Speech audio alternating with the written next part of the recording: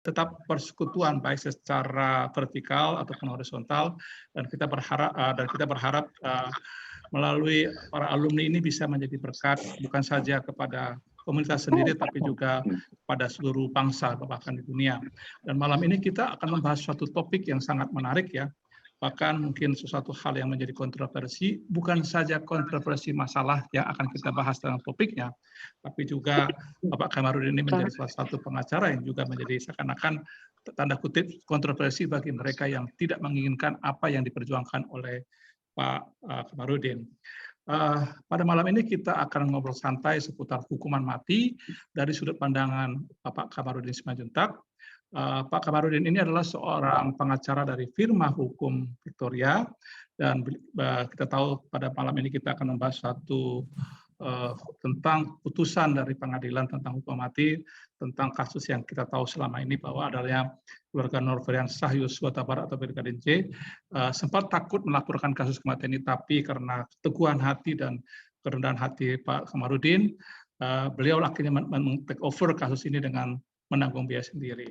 Nah, satu hal yang menarik malam ini juga yang kedua yang kita lihat bahwa banyak orang mengatakan hukuman mati itu adalah sesuatu hukuman yang tidak mungkin harus dilaksanakan karena hukuman mati itu ada versus hak asasi, dan kemudian hukuman mati itu adalah juga bertentangan dengan kasih Tuhan ya. Dan yang ketiga adalah hukuman mati itu nanti kita akan lihat dari pandangan KUHP yang baru. Nah, Bapak Ibu, sebelum kita mulai, kita akan masuk dalam satu pujian ya. Kita akan masuk dalam satu pujian.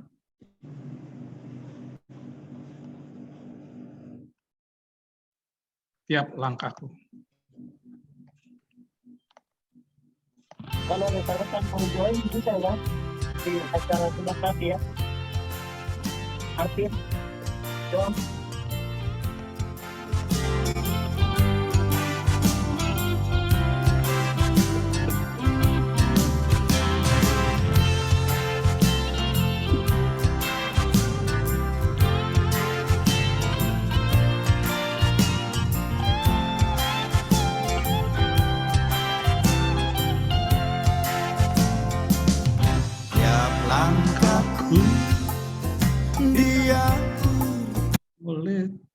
Oleh Tuhan dan tangan kasih-Nya memimpinku di tengah badai dunia menakutkan. Hatiku tetap tenang teduh. Tiap langkahku, ku tahu yang Tuhan pimpin ke tempat tinggi, ku dihantarnya hingga sekali nanti aku tiba di rumah surga yang bakal.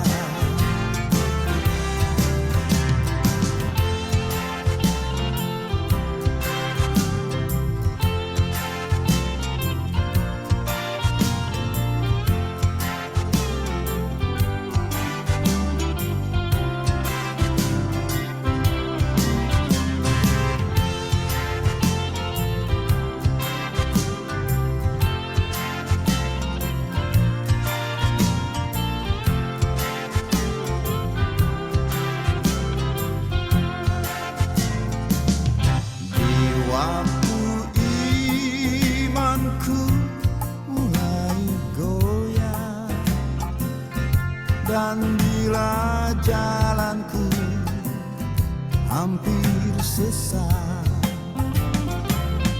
ku pandang Tuhanku penebus dosa. Ku teguh sebab Dia dekat. Tiap langkahku ku tahu yang Tuhan pimpin ke tempat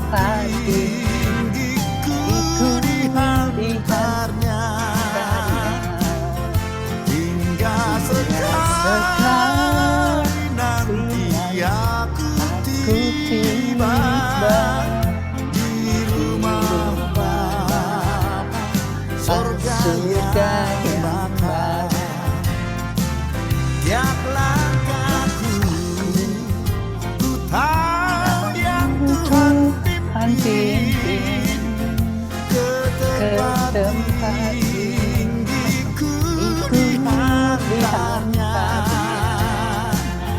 hingga sekali nanti aku tiba di rumah Bapa, surga yang bakal. Di rumah Bapa, surga yang bakal.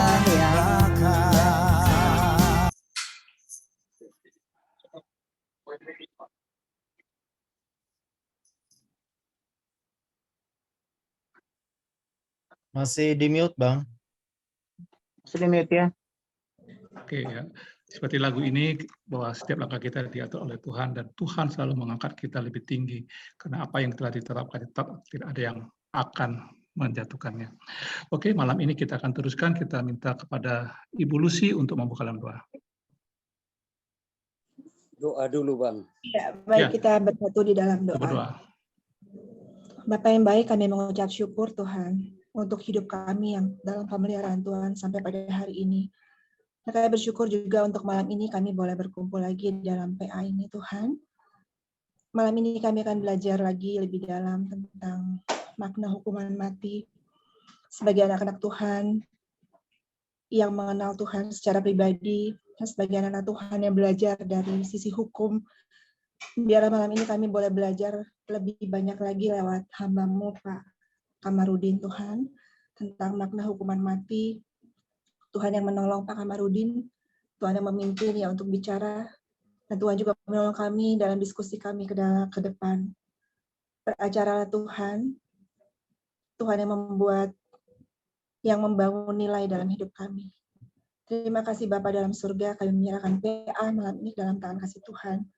Tuhan yang memimpin dari awal sampai pada akhirnya, Tuhan yang memperlengkapi kami sebagai anak-anak Tuhan untuk hidup di tengah dunia ini. Bapak terima kasih di dalam nama Tuhan kami Yesus Kristus. Kami sungguh berdoa dan mengucap syukur. Haleluya. Amin. Saya serahkan ke Bang Benny.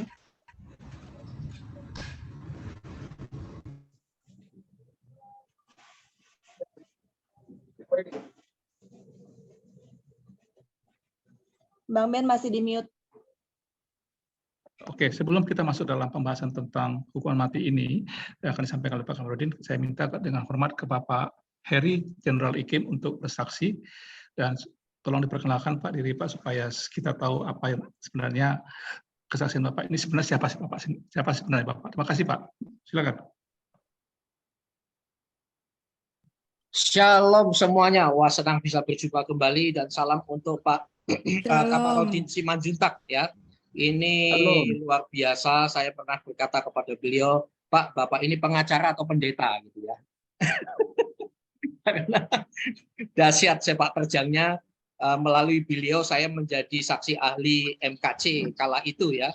Ini dan luar biasa kala itu, dan Pak Kamarudin mengatakan bahwa saya saksi ahli terlama yang para JPU juga hakim itu bukan mau mengincar sebetulnya, tapi saya sampai 10 jam ya Pak Kamarudin, luar biasa, dan saya salut kepada beliau. Makanya saya bilang ini pengacara tapi firman Tuhan hafal seperti sungai begitu ya. Ini waktu saya menjadi saksi ahlinya. Terima kasih untuk kesempatannya Pak Kamarudin. Ya. Baik, saya Heri, biasa dipanggil Heri Jenderal IKIM karena saya seorang pendeta tuber juga yang terjun di dunia apologet, dan saya teman lama dari Pak Enos. Tidak berlama-lama, langsung saja kepada testimoni saya. Saya akan sharingkan, tidak lama ya saudara. Sebentar. Langsung saja karena waktu yang diberikan kepada saya antara 10 sampai 15 menit dan saya ngambil waktu kurang lebih 14 menit. Sorry, saya lupa. Ya. Dan sekali lagi terima kasih juga untuk kesempatannya yang diberikan kepada saya. Saya minta waktu ini tinggal 18 detik lagi. Oh sorry, sudah bisa. Tidak lama. Langsung saja di sini.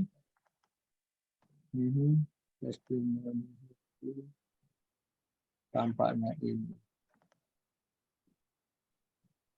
Saya lupa ini. Kasih nama. Oke, supaya tidak. Oh, ini dia. Puji Tuhan. Pas.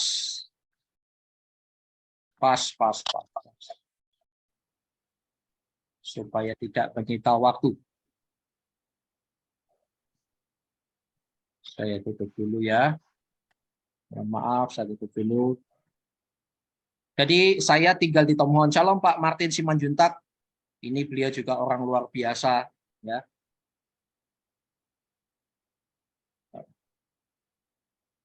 Sekali lagi saya share screen, lalu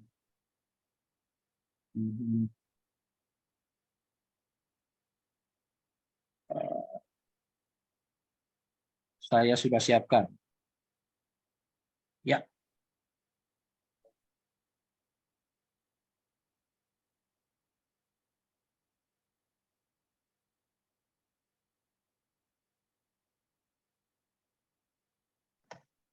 Sementara Pak Heri lagi mencari data, selamat datang kepada Pak Martin Simanjuntak.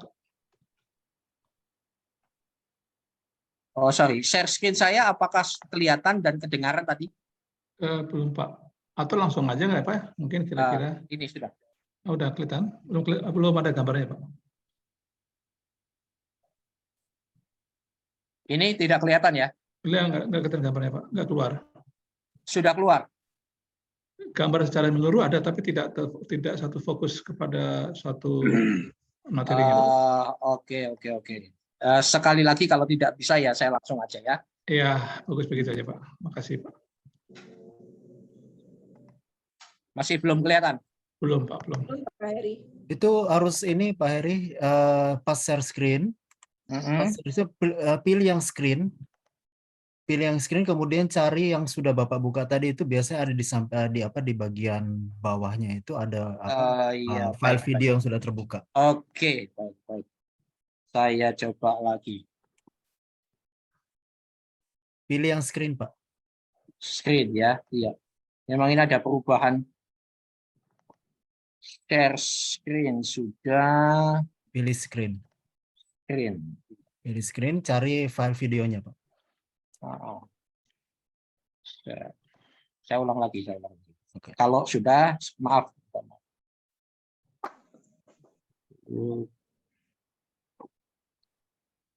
Screen sudah.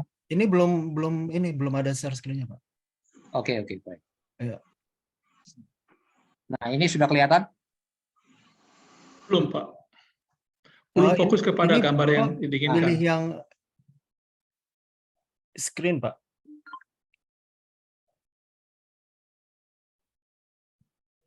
Belum kelihatan juga ya? Belum. Iya.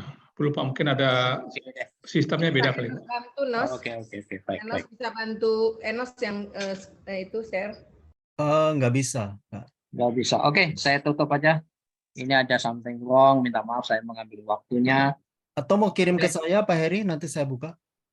Oh, cukup tinggi, Pak. Oh, 10 oke. menit. Ya. Oke, langsung aja ya. Shalom Siap, semuanya. Luar biasa kesempatan hari ini. Jadi sebentar, ini di luar dugaan saya, jadi minta maaf. Baik. Jadi saya pelayanan di Tomohon dan saya pelayanan merintis juga, tetapi di situ kita juga membangun namanya mission base. Kenapa kita mau membangun mission base? Dan fokusnya adalah apologetika. Dan saya mendirikan namanya PAI. Ya. PAI itu Pemuritan Apologetika Indonesia, dan luar biasa dengan pembicara-pembicara yang biasa di dunia apologetika ya. Dan Tuhan memberkati dengan ini yang kita lakukan, seminar-seminar baru saja ini bersama Ibu Rita Wahyu dan Lidara dan sebagainya. Ya, ini dari berbagai Halo. Ya, ini dari berbagai gereja ya, sampai Katolik, Koptik semuanya mengikuti. Dan tujuan saya adalah membackup Indonesia Timur, terutama karena Islamoisasi itu sangat kuat dan sangat-sangat tidak fair. Itu yang sedang kita perjuangkan. Nah, mulainya dari mana? Saya pelayanan itu mulai dari satu keluarga di sebuah garasi, saudara. Saya ini tempat saya garasi. Ya, jadi di sebuah garasi dan satu keluarga dan mulai sempat sewa di hotel, lalu karena corona pindah sampai jemaat membutuhkan tempat yang pasti sehingga beberapa mundur, tetapi Tuhan bergerak sembilan rupa. Dan pada akhirnya di IKIM, di channel IKIM itu saya bertemu dengan Pak Enos. Pak Enos ini juga seorang apologis, saudara, luar biasa. So itu saya dan beliau memanggil saya Enos Tarian, dia memanggil saya Hari Tarian. Saya manggil beliau Enos Tarian. Karena kami membahas tentang bidat-bidat dan lain sebagainya, tapi kami bukan bidat, saudara ya.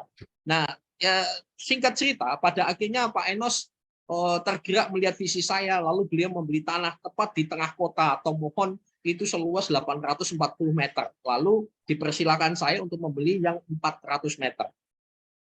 Dan oleh anugerah Tuhan, tiba-tiba ada teman-teman di YouTube itu tanpa sepengetahuan saya, mereka fundraising melalui WA. Dalam 2 hari terkumpul 100 juta. Lalu mereka lapor ke saya target 2 hari, pokoknya 120. Saya langsung ngomong, kalau begitu iman saya 150. Loh kenapa Pak? Lah ini nanti untuk sertifikat kan saya nggak ada duit. Oke. Tetapi 2,5 hari terkumpul 151 juta tanpa saya mengetahui, saudara. Nah, ketika saya sudah siap pembayaran untuk mengatur pemisahan tanah itu, selalu ada halangan dari pihak notaris. Akhirnya saya minta izin kepada Pak Enos untuk saya tarik tempat lain. Mungkin maksud Tuhan lain dan Pak Enos merestuinya. Dalam waktu singkat saya mencari suatu tempat dan pada akhirnya dapat, saudara. Ya, dapat tempat yang sangat strategis, bagus. Ini tanahnya, saudara. Saya tutup ya, soalnya mata saya udah hampir. Nah, tempat yang sangat strategis, luas dan luar biasa cara Tuhan ya. Di sini, saudara. Nah, waduh, ini nggak kelihatan ya Pak ya? Apakah kelihatan Pak Enos? Nggak kelihatan, Pak. Kelihatannya besar. Oke, enggak apa-apa. Ada jin mu'alaf mengganggu hari ini. Ya, oke. Nah, lalu tempat itu luasnya 1017 meter. 3017 meter. Nah, dengan dana yang ada waktu lalu, saudara, saya langsung datang kepada koknya dan saya berkata, kok minimal saya beli 4 kapling. Nah, semua jemaat bingung. Loh Pak Gembala, 4 kapling. Dan nanti duit dari mana? Ya mimpi aja yang besar. Kalau nggak jadi ya mimpi lagi yang lain. Kan nggak bayar gitu kan. Nah, saudara, apa yang terjadi? Selanjutnya, 2 hari kemudian ada teman SD istri saya menelpon. Dia berkata, aku heran kenapa kok bermimpi pelayanan penginjilan bersama dengan Paitua, suamimu, pakai toa. Lalu istri bersaksi, bla bla bla, intinya begini, suamiku nekat mau beli begini gitu. Akhirnya dia langsung sumbang 1 kapling. Wah, luar biasa, saudara. Nah, kalau ini pasti kelihatan. Menyumbang 1 kapling katanya. Oke, Pak Enos kelihatan ya, Pak? Kelihatan, Pak. Yang ini kelihatan. Nah, ini tanahnya. 3013 meter, saudara. Ini jemaat kita belum banyak, saudara. Cuma 10 kakak, tukang ojek, pensiunan, buruh, begitu ya. Lah, ini beli di sebelah sini kita, ya. Belinya di sebelah sini. Cuma 2 kapling. Lalu yang mimpi lalu tambah 1 kapling. Kok saya bayar 1 kapling? 2 hari kemudian ketika makan bakmi rica, nah kalau bakmi rica Pak Enos pernah makan bersama saya di sana. Ada orang nelpon lagi, Pak Heri, ada kabar apa bla bla bla, cerita. Saya cerita tanpa berpikir berharap apa-apa. Lalu berkata gini, saya dibisikin Tuhan Pak Heri tadi malam. Lalu saya taat saja. Kapling satu berapa Pak? 65 juta Pak. Oh puji Tuhan, tadi pagi saya udah transfer ke Bapak. Wah, sendok hampir masuk ke tenggorokan. Dan inilah orang yang nelpon saya suka. Transfer dulu, baru tanya harganya. Soalnya ada yang tanya-tanya nggak transfer. Nah, itu dahsyat saudara. Pada akhirnya, 2 hari kemudian orang ini nelpon lagi. Dan jadi 4 kapling kan, ketika membayar 4 kapling, telepon lagi, Pak Heri selama bersaksi pelayanan kok nggak pernah untuk diri sendiri, bla bla bla, Bapak belum punya tanah dan lain sebagainya. Iya Pak, saya kan memang serius untuk Tuhan. Gini Pak, tambah 2 untuk Bapak. Loh nggak usah Pak, ini udah cukup, 10 kali 18 kali 4. Akhirnya disuruh tambah, oke tambah. Akhirnya saya ajak jemaat datang untuk berdoa di lokasi ini. Kita tambah 6. Dan di sini saya sambil baku sedu bercanda sama koknya. Kok 4 saya bayar. Siapa tahu 4 yang sisanya saya beli semua. Koknya langsung berkata, oh amin. Dalam hatiku, ya kamu amin mau dapat duit kan. Sudah. Jemaat pada melotot. Duit dari mana? Sudah mimpi aja. Nggak jadi mimpi yang lain. Apa yang terjadi saudara? Sekitar 3 hari kemudian orang yang terakhir itu nelpon lagi. Pak Heri, visi Bapak ini besar untuk visi apologetika. Bapak perlu lokasi yang luas. Masih berapa besar Pak Heri? Oh masih sekitar 8 kapling. Oke, tolong bilang sama koknya, beri saya waktu 3 bulan. Kita beli Pak. Wah, saya sih oke-oke aja. Lalu saya bilang sama koknya, kok pokoknya saya akan beli semuanya kok. Beli waktu 3 bulan ya, jangan dilepas. Saudaraku, apa yang terjadi? Waduh, saya cerita ini merinding-merinding saudara ya. Luar biasa. Maaf, saya terharu. Ya gaya saya begini, tetapi saya sangat terharu lah sama Tuhan. 3 bulan kemudian, itu saudara, lokasi itu terbeli. Ada amin? Silakan tangan di tempat masing-masing. Wah, lunas saudara. Tidak mungkin saya bisa beli. Tidak mungkin kalau bukan Tuhan. Amin. Amin. Jadi hampir 1 M itu kita beli saudara. Dan saudara, Tuhan itu nyata. Bagian terakhir saudara ya. Nah, Tuhan itu nyata. Ini adalah gambar visualisasi visi saya sejak tahun 1998 yang lalu. Saya sudah menggambar ini. Saya dihina, diejek. Saya ingin punya gedung tingkat 3. Ada mobil, ada radio. Saya khotbah keliling dunia. Tapi ternyata sekarang udah keliling dunia. Around the world without traveling. Melalui YouTube dan lain sebagainya. Lalu ini peti mati saya. Dikenan Tuhan. Saya masuk surga. Oh haleluya. Dan akhirnya 3017 meter itu terjadi. Dan ini sementara kita ibadah di pastori. Sementara membangun pastori yang pertama saudara. Baru nanti kita lanjutkan. Intinya, doakan saudara. Karena islamisasi di mana? Di Sulawesi Utara itu ngeri sekali. Ngeri sekali. So itu kerinduan saya mendirikan mission base. Di mana nanti kita akan mengadakan pertemuan-pertemuan, melatih hamba-hamba Tuhan. Oke, saya tunjukkan yang paling terakhir dari saya, apologetika, dan luar biasa. Bulan apa ya? Sepertinya bulan berapa? Ya, September 2022, saya bersama Ibu Fadilah Hafiz, mantan jihadis, saya mengadakan seminar di Tomohon dan di Bongkute Utara. Saya targetnya hanya 50 orang, tetapi yang hadir hampir 200 orang. Ini di satu tempat, di beberapa tempat yang lain. Antusiasme mereka. Jadi ada pendeta mengatakan, Pak Heri jangan urus agama yang lain. Oh tidak, saya justru mengurus agama kita.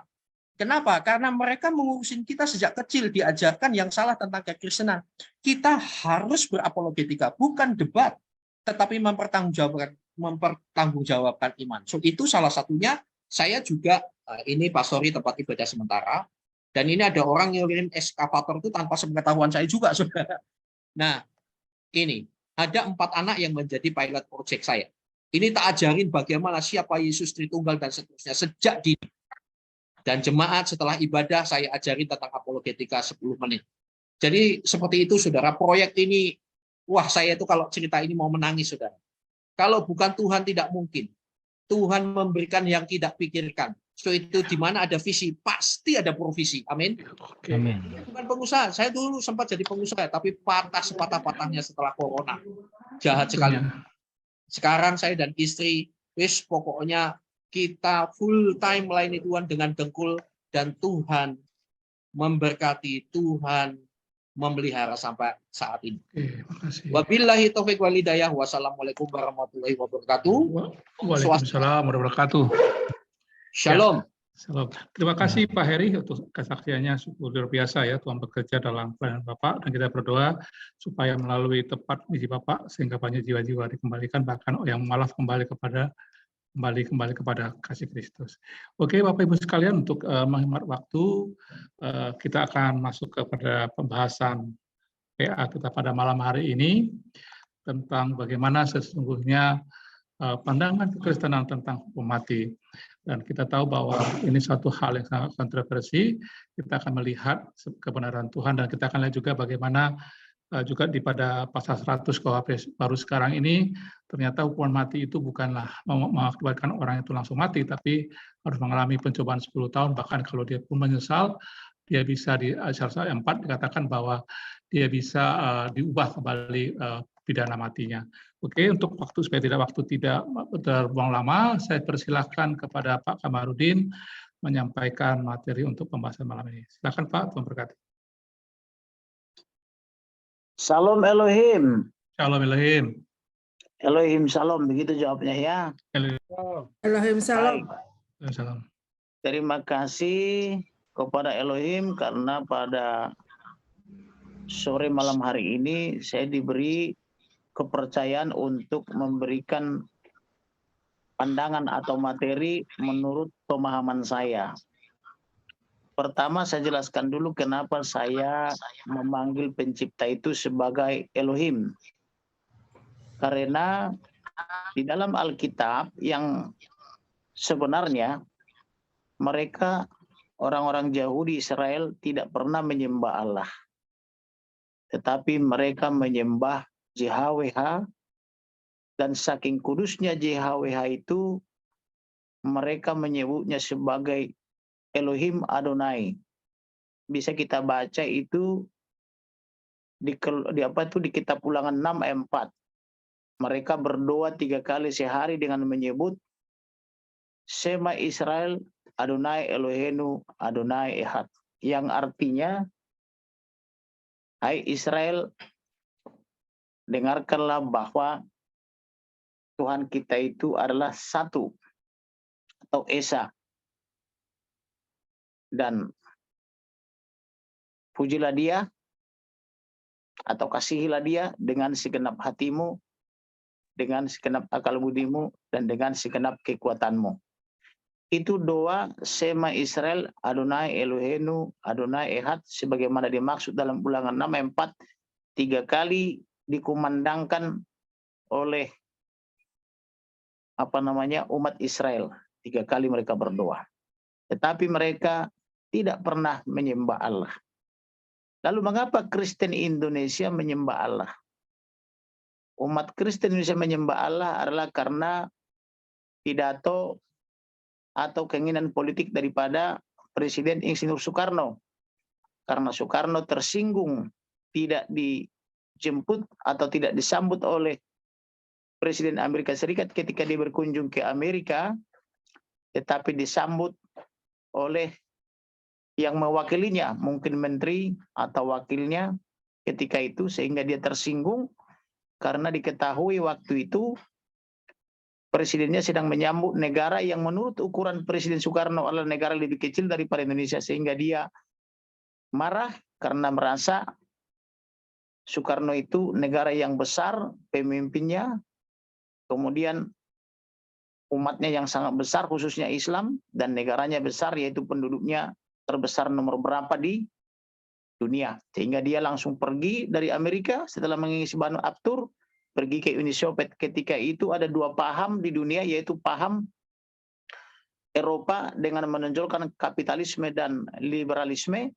dan paham Timur yaitu komunisme dan sosialisme. Jadi Soekarno merasa dia seperti gadis mau dipinang oleh dua pemuda yang ganteng.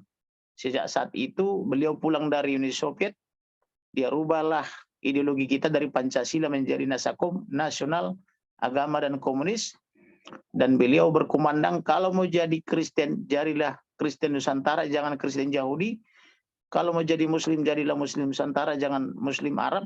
Kalau mau jadi Hindu, jadilah Hindu Nusantara, jangan Hindu India. Dan sejak saat itu pula lah kita keluar dari LBB, anggota ke-60. Kemudian yang tadinya Alkitab kita dicetak di Inggris, kemudian dicetak pertama kali di Bogor oleh lembaga Alkitab yang bernama LAI, dan penerjemahnya sesuai yang saya pahami dan saya pelajari, beberapa orang diantaranya selain yang beragama Kristen dan Katolik, tetapi juga yang beragama non-Kristen atau non-Katolik. Disitulah kita pertama kali segala yang berbentuk Yahweh atau Yahweh, Elohim, Adonai, dirubah atau dipukul rata menjadi Allah. Dan saya sudah pernah menyampaikan somasi atau teguran dengan berjumpa dengan pemimpin LAI, kenapa kalian rubah nama sembahan kita dari Elohim atau JHWH menjadi Allah. Memang ini menjadi perdebatan, tapi beruntung orang-orang percaya di Malaysia mereka orang-orang Kristen dan Katolik dilarang menyembah Allah, tetapi harus menyembah nama yang sesungguhnya, yaitu sembahan Israel. Perjanjian lama itu adalah akar daripada perjanjian baru. Jadi tidak bisa kita hanya menggunakan perjanjian baru tanpa mengakar kepada perjanjian lama. Perjanjian lama itu itulah dasar daripada iman daripada Yahudi, sedangkan Kristen adalah perjanjian lama plus perjanjian baru. Adapun Muslim, perjanjian lama ditambah perjanjian baru ditambah dengan Al-Quran, atau yang mereka sebut dengan Taurat, kemudian Injil dan Al-Quran. Jadi kira-kira begitu cara pandangnya. Masuklah kita kepada pemahaman mengenai hukuman mati. Banyak orang Kristen termasuk ketua PGI karena kurang membaca Alkitab, mereka mengatakan bahwa hukuman mati tidak berasal dari Alkitab. Saya bisa memahami apa yang dimaksud oleh ketua PGI. Maklum mereka belakangan ini saya lihat lebih banyak mengurusi aset gereja, sehingga banyak aset gereja yang beralih kepada pihak ketiga, bahkan ada di antaranya sudah berdiri Universitas IAI yang sangat megah di bekas aset gereja atau aset apa itu PGI, sehingga mungkin mereka terlalu sibuk dengan aset-aset itu. Bahkan saya dengar juga ada pengalihan daripada rumah sakit PGI, sehingga mereka mungkin jadi jarang membaca Alkitab. Tetapi kalau kita membaca Alkitab, kita akan paham bahwa hukuman mati adalah Alkitabiah. Pertama adalah di dalam Alkitab dikatakan upah dosa ialah maut. Apa sih maut? Kalau kita buka Kamus Besar Bahasa Indonesia, maut adalah kematian selama-lamanya. Nah, dosa pertama kali adalah akibat manusia melanggar firman Elohim, yaitu memakan buah larangan yang di tengah Taman Eden. Sejak dimakan itu buah larangan, akibat digoda atau ditipu oleh si ular atau si iblis, ular naga tua, maka sejak saat itulah manusia pertama kali jatuh ke dalam dosa. Singkatnya begitu, yaitu upah dosa adalah maut, kematian selama-lamanya. Kemudian selain itu ada juga pembunuhan pertama kali terjadi. Pembunuhan pertama yang dirancang di dalam Alkitab adalah oleh Kain terhadap adiknya Habel. Kenapa demikian? Karena dia cemburu atau iri hati sebab adiknya melakukan perbuatan yang benar dan baik di mata Elohim, kemudian dia mempersembahkan yang terbaik kepada Elohim. Sedangkan Kain tidak, perbuatan dan sikapnya tidak yang terbaik kepada Elohim atau tidak benar dan tidak baik, kemudian mempersembahkan juga bukan yang terbaik. Akhirnya persembahan yang diterima adalah persembahan adiknya, maka dia menjadi iri hati dan merancang kejahatan pembunuhan terencana. Inilah pembunuhan pertama kali yang dilakukan secara terencana sebagaimana dimaksud oleh pasal 340 KUH pidana. Kemudian berkembang akibat pembunuhan itu, maka keturunan Kain juga menanggung akibatnya. Memang banyak ahli-ahli dari kalangan Kain, tetapi setelah kita telusuri sejarah, mereka sepertinya punah atau bagaimana, tidak dijelaskan di dalam Alkitab. Yang jelas mereka itu hilang silsilahnya. Tetapi yang berlanjut adalah keturunan pengganti daripada adiknya, yaitu Set. Kemudian ada juga pembunuhan yang diatur dalam kitab, bahkan itu merupakan firman Elohim. Misalnya katakanlah Kejadian 9 ayat 6. Di sana dikatakan bahwa siapa yang menumpahkan darah manusia, maka darahnya akan tertumpah oleh manusia.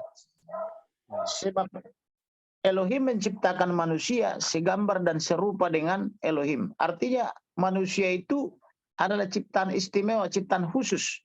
Dia diciptakan segambar dan serupa dengan Elohim. Sehingga siapa yang menumpahkan darah manusia, maka manusia akan menumpahkan darahnya. Itu firman Elohim, berasal dari Alkitab. Jadi kalau ada orang mengatakan pembunuhan terencana atau hukuman mati bukan Alkitabiah, itu karena belum membaca dari perjanjian lama sampai perjanjian baru. Kemudian, mana sih buktinya bahwa manusia diciptakan segambar dan serupa dengan Elohim? Mari kita baca di dalam Kejadian 1 ayat 26 sampai 27.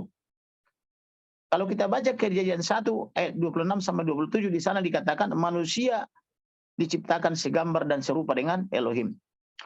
Kemudian selain itu ada juga diatur dalam Keluaran 21 ayat 12, di sana dikatakan siapa yang memukul seseorang sehingga mati, pastilah ia dihukum mati. Keluaran 21 ayat 12. Itu juga firman Elohim di dalam Keluaran 21 ayat 12.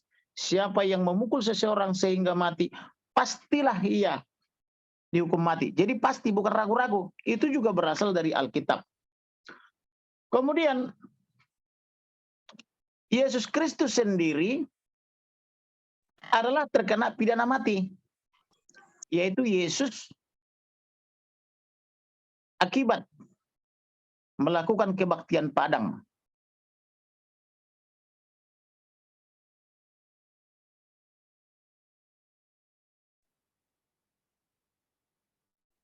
Apakah suara saya kedengaran? Kedengaran, Pak, kedengaran. Clear. Kedengaran. Baik. Karena barusan ada telepon dari administrasi, saya pikir tidak kedengaran. Jadi Yesus Kristus sendiri dia juga terkena pidana mati.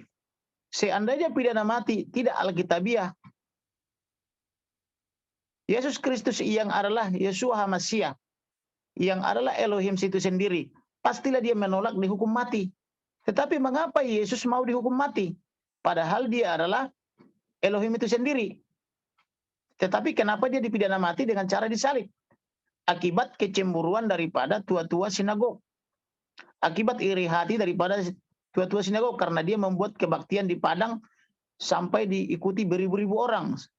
Hingga ada yang termasyur firman-Nya yang mengatakan dengan 5 roti 2 ikan bisa memberi makan 5.000 orang dan masih sisa 12 bakul.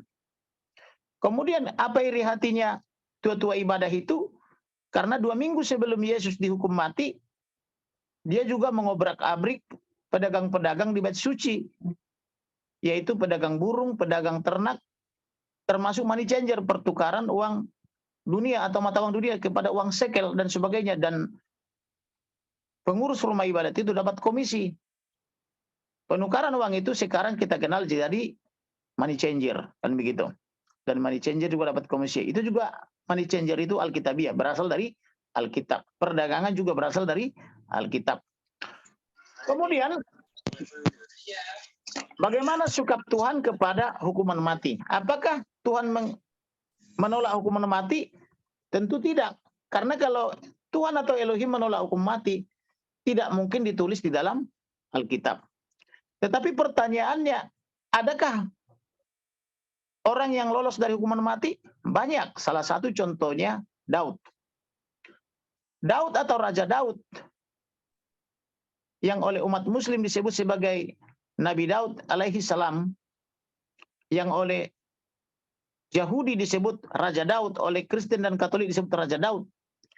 Dia juga harusnya dihukum mati. Karena kenapa? Karena dia merancang kejahatan kepada Uria. Karena dia jatuh cinta atau naksir atau nafsu kepada Uria yang sedang mandi di sungai. Biasa wanita yang cantik apabila dia mandi, tentu tambah cantik. Ditengok oleh Raja Daud. Dia menginginkan istrinya. Maka dirancang kejahatan supaya Uria bepergian berperang. Lalu di dalam peperangan dia dirancang harus mati dengan cara mengirim sedikit saja melawan orang banyak.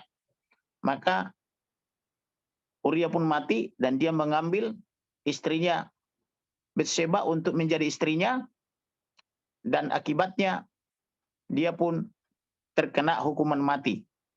Akan tetapi pasca anaknya meninggal akibat dosa dia pun menangis, menyesali perbuatannya, minta ampun dan bertobat.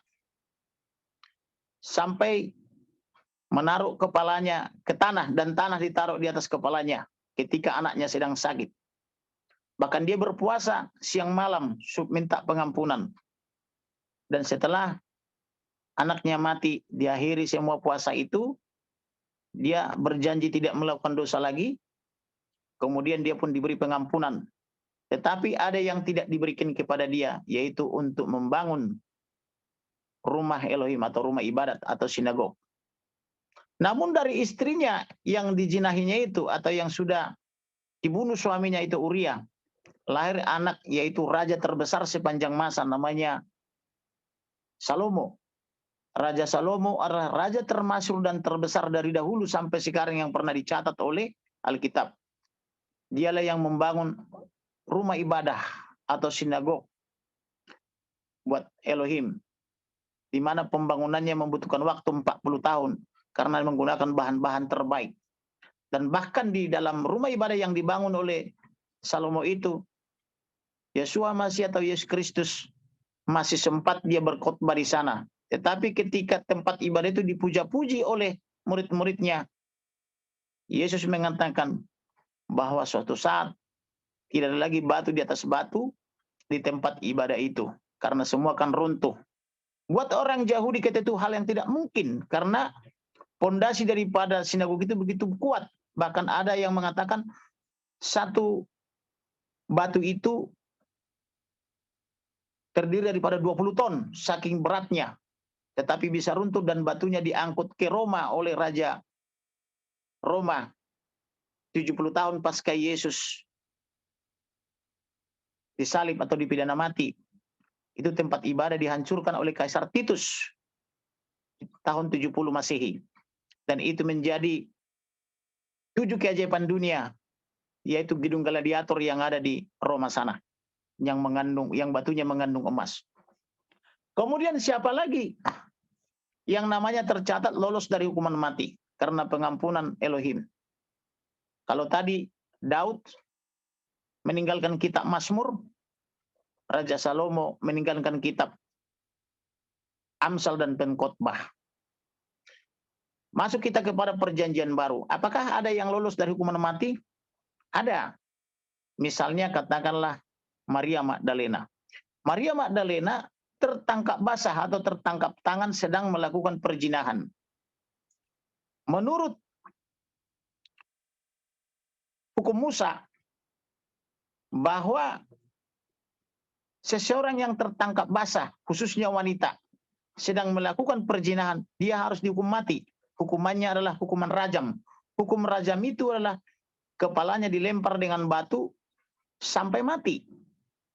Tetapi ketika itu masa sudah menghadapkan Maria Magdalena ke hadapan Yeshua Masih, menurut hukum Musa, guru ini harus dihukum mati. yaitu dengan cara dilempar sampai mati, yaitu dengan hukum rajam. Maka Yeshua Masih atau Yesus Kristus mengatakan, siapa di antara kamu yang tidak berdosa, dialah yang pertama kali melempar batu itu. Setelah semua orang mengintrospeksi hati dan pikirannya, ternyata mereka semua adalah umat pendosa. Maka satu persatu batu itu terlepas dari tangannya, dan mereka satu persatu pulang. Ketika itu, tentulah yang ada di otak dan hati daripada Maria Magdalena, itulah hari-hari terakhir dia menjelang kematiannya. Tetapi akibat power daripada atau kuasa daripada perkataan Yeshua Masih itu, siapa di antara kamu yang tidak berdosa, dia yang pertama kali melempar dengan batu. Satu persatu pulang, tinggallah perempuan itu di hadapan Yeshua Masih. Yeshua Masih bertanya, di mana masa itu yang tadi mengamuk, yang sudah bawa batu? Perempuan itu mengatakan mereka sudah pulang, tidak ada yang melempar dia. Maka Yesus mengatakan kepada dia, aku pun tidak menghukum engkau. Pergilah dengan damai dan jangan berbuat dosa lagi. Artinya, ada juga pengampunan. Tetapi kepada siapakah pengampunan itu diberikan? Adalah kepada orang yang minta ampun. Mengapa Raja Daud diampuni? Karena dia minta ampun dan menyesali perbuatannya. Mengapa Maria Magdalena diampuni? Karena dia minta ampun dan menyesali perbuatannya. Dari mana kita tahu Maria Magdalena minta ampun? Suatu ketika di acara makan malam, Yeshua Masih datang. Perempuan itu juga datang ke dalam acara makan itu, tapi bukan untuk makan, dan dia tidak diundang di situ. Dia menangis dengan air matanya mengenai kaki Yesus. Dia membasuh kaki Yesus dengan air matanya. Dan dia membeli minyak termahal dan yang paling wangi ketika itu, lalu ditumpahkan untuk meminyaki kaki Yesus. Sampai-sampai orang yang melihatnya mengatakan, sayang sekali minyak itu, kenapa tidak dijual lalu disumbang kepada orang miskin? Tetapi Yesus berkata, kamu tidak melakukan itu kepada saya, tetapi perempuan yang diselamatkan atau yang diampuni itu pasca pertobatannya melakukan hal-hal yang besar dan ajaib. Artinya, seperti itulah kehidupan kita orang-orang beriman. Kemudian masuk ke perjanjian baru dan masuk juga kepada tahapan modern sekarang. Apakah sekarang hukuman mati itu masih berlaku atau tidak? Tentu masih berlaku. Bila kita baca misalnya di dalam Roma 13 ayat 1 sampai 7. Di dalam Roma 13 ayat 1 sampai 7, di sana dikatakan bahwa kita harus menghormati pemerintah yang sah. Karena tidak ada pemerintah yang tidak berasal dari Elohim. Siapakah pemerintah kita di Indonesia? Pemerintah kita adalah pemerintah Republik Indonesia di dalam Negara Kesatuan Republik Indonesia. Lalu bagaimana hukum pemerintah kita terhadap hukuman mati? Undang-undang kita mengatur di dalam pasal 10 Undang-Undang KUH Pidana atau pasal 10 KUHP dikenal dengan sel-sel pemidanaan. Di dalam sel-sel pemidanaan itu ada jenis-jenis hukuman. Ada hukuman penjara, ada hukuman seumur hidup, ada pidana penjara, ada pidana kurungan dan seterusnya, ada pidana denda, ada juga hukuman mati atau pidana mati. Lalu kalau dikaitkan dengan Roma 13 ayat 1 sampai 7, apakah ini salah? Tentu tidak, karena itu hukuman yang diatur oleh pemerintah dan kita harus patuh kepada pemerintah kita. Karena kalau tidak patuh kepada pemerintah itu namanya pemberontakan atau makar. Pertanyaannya, apakah Yeshua Masih mengajarkan kita patuh kepada pemerintah? Diajarkan, karena ketika Yesus dicobai tentang uang, tentang membayar pajak kepada kaisar atau kepada raja, Yesus berkata, berikanlah kepada Elohim apa yang menjadi hak Elohim, berikan juga kepada kaisar apa yang menjadi hak kaisar. Itu sebabnya kita membayar pajak. Itu juga sebabnya orang percaya memberikan persembahan, baik itu persembahan anak sulung, persembahan perpuluhan, persembahan syukur dan sebagainya kepada Elohim melalui hamba-hambanya, pendeta atau pastor melalui gereja. Itu juga Alkitabiah. Jadi hukuman mati juga alkitabiah. Tetapi ketika orang meminta maaf, apakah harus dihukum mati? Tentu tidak, karena Yesus juga mengajarkan kita untuk mengampuni, yaitu Yohanes 3 ayat 16. Karena begitu besar kasih Elohim akan dunia ini, sehingga ia memberikan putranya yang tunggal Tuhan kita, supaya setiap orang yang percaya tidak binasa, melainkan beroleh hidup yang kekal. Kemudian Yeshua Mashiach juga mengajarkan supaya kita berdoa, yaitu doa Bapa kami yang di surga. Di sana ada narasi yang mengatakan, ampunilah dosa kami seperti kami juga telah mengampuni orang yang bersalah kepada kami. Artinya kita juga dituntut secara moralitas untuk mengampuni orang yang bersalah kepada kita. Dan apabila lagi orang itu minta maaf atau minta ampun, tentulah wajib hukumnya bagi kita untuk mengampuni. Karena ukuran yang sama akan diberikan kepada kita. Itu namanya hukuman tabur tuai. Hukuman tabur tuai, apa yang kau perbuat akan kau terima. Seperti yang kau tabur, kau tanam cabai, kau panen cabai. Kau bunuh orang, kau pun harus dibunuh. Kan begitu. Kau tumpahkan darah orang, kau pun darahnya harus siap ditumpahkan. Kecuali kau minta ampun, minta maaf, menyesal, dan kau diampuni. Maka kamu bisa saja tidak jadi dibunuh. Nah, masuklah kita kepada perkara Ferdy Sambo, Putri Chandrawati, Kuat Ma'ruf, Ricky Rizal, dan Barada Richard Eliezer. Mereka merancang hukuman mati. Sedangkan merancang hukuman mati atau pembunuhan terencana diatur dalam pasal 340 KUH pidana. Yaitu hukumannya adalah hukuman mati seumur hidup atau 20 tahun. Nah, apakah terbukti Ferdy Sambo dan kawan-kawan merancang hukuman mati? Terbukti sesuai laporan saya di kepolisian.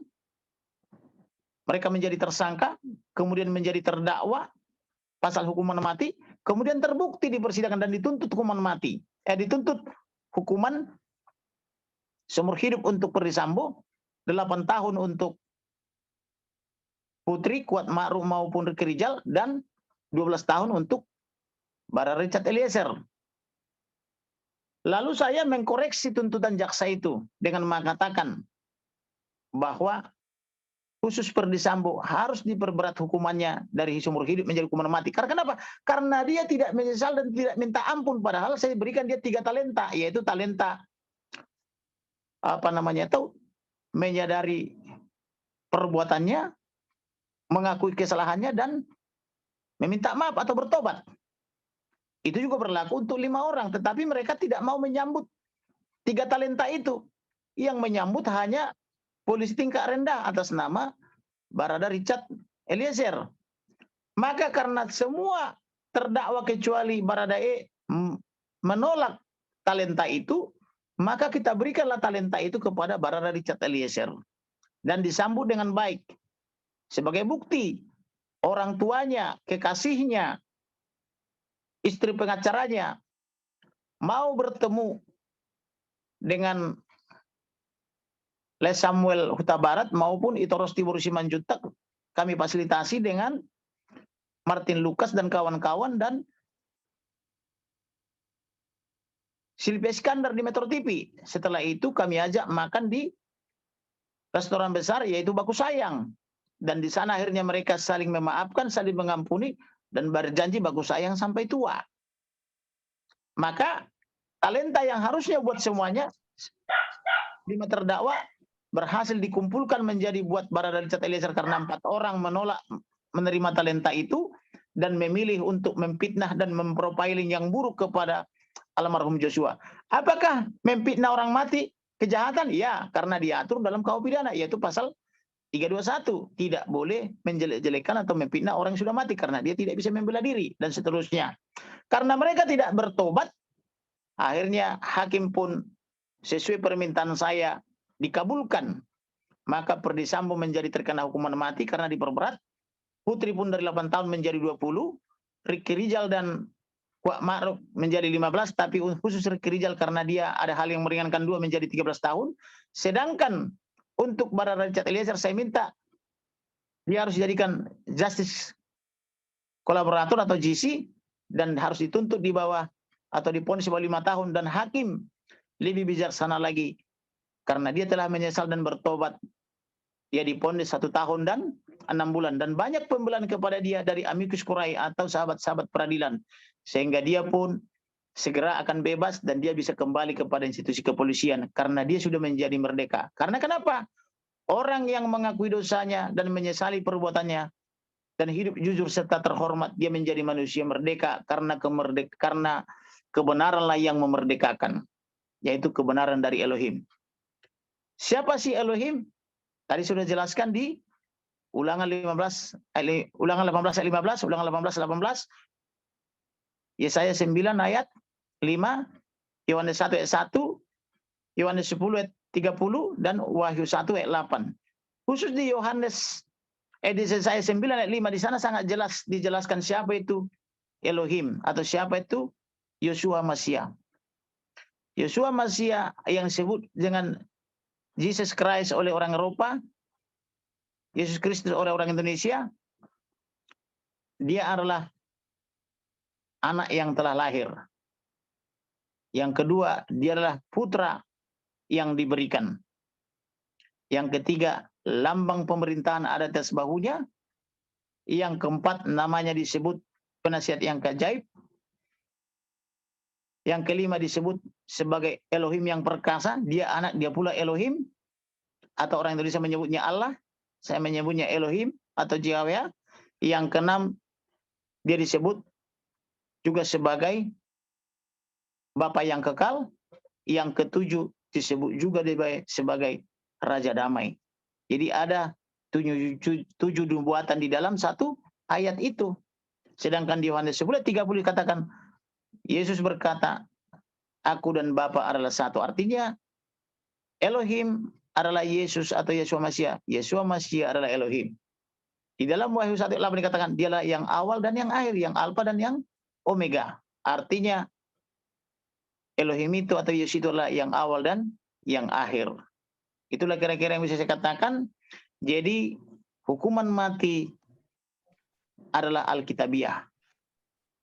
Dan Alkitab itu atau firman Elohim itu tidak 1 titik 1 iota pun dihilangkan sampai dunia ini berakhir. Artinya apa yang sudah tertulis firman Elohim dalam Alkitab itu berlaku dari dahulu sekarang sampai selama-lamanya, sampai dunia ini berakhir, sampai semuanya tergenapi. Tetapi yang mau saya katakan, yang tertinggi daripada semua firman atau hukum-hukum itu atau kitab para nabi itu adalah kasih, yaitu sebagaimana Ulangan 6:4, Shema Israel, Adonai Eloheinu, Adonai Echad.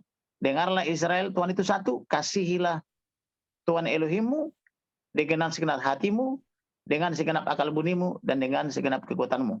Lalu Yesus memberikan hukum yang kedua, yang setara dengan itu. Kasihilah sesamamu seperti mengasihi diri sendiri. Itulah semua inti daripada hukum Taurat maupun Injil itu. Jadi putusan pengadilan negeri Jakarta Selatan yang menjatuhkan hukuman kepada baik Perdi Sambo, Putri Chandrawati, Kuat Ma'ruf Rizal maupun Barada Richard Eliezer, menurut pendapat saya sudah sesuai dengan Alkitab dan sesuai dengan hukum yang berlaku di Indonesia. Memang ada pasal 28I yang menyatakan hak hidup adalah dijamin oleh Undang-Undang 45 karena dianggap sebagai hak asasi manusia. Tetapi jangan salah, pemerintah juga adalah wakil Elohim untuk melaksanakan pemerintahan di dunia ini. Dan negara-negara beradab seperti Amerika Serikat juga masih menerapkan hukuman mati, termasuk Singapura. Walaupun sebagian di negara Eropa sudah mulai menghapus hukuman itu. Tetapi yang mau saya katakan adalah bahwa hukuman mati itu adalah Alkitabiah. Kemudian ketika Perdi Sambo terancam hukuman mati, teman-teman dia, senior-senior dia langsung menetapkan hukum yang baru. Yaitu mereka sudah memprediksi bahwa Perdi Sambo akan kena hukuman mati atau pidana mati. Mereka menciptakan hukum yang baru bahwa untuk penerapan hukuman mati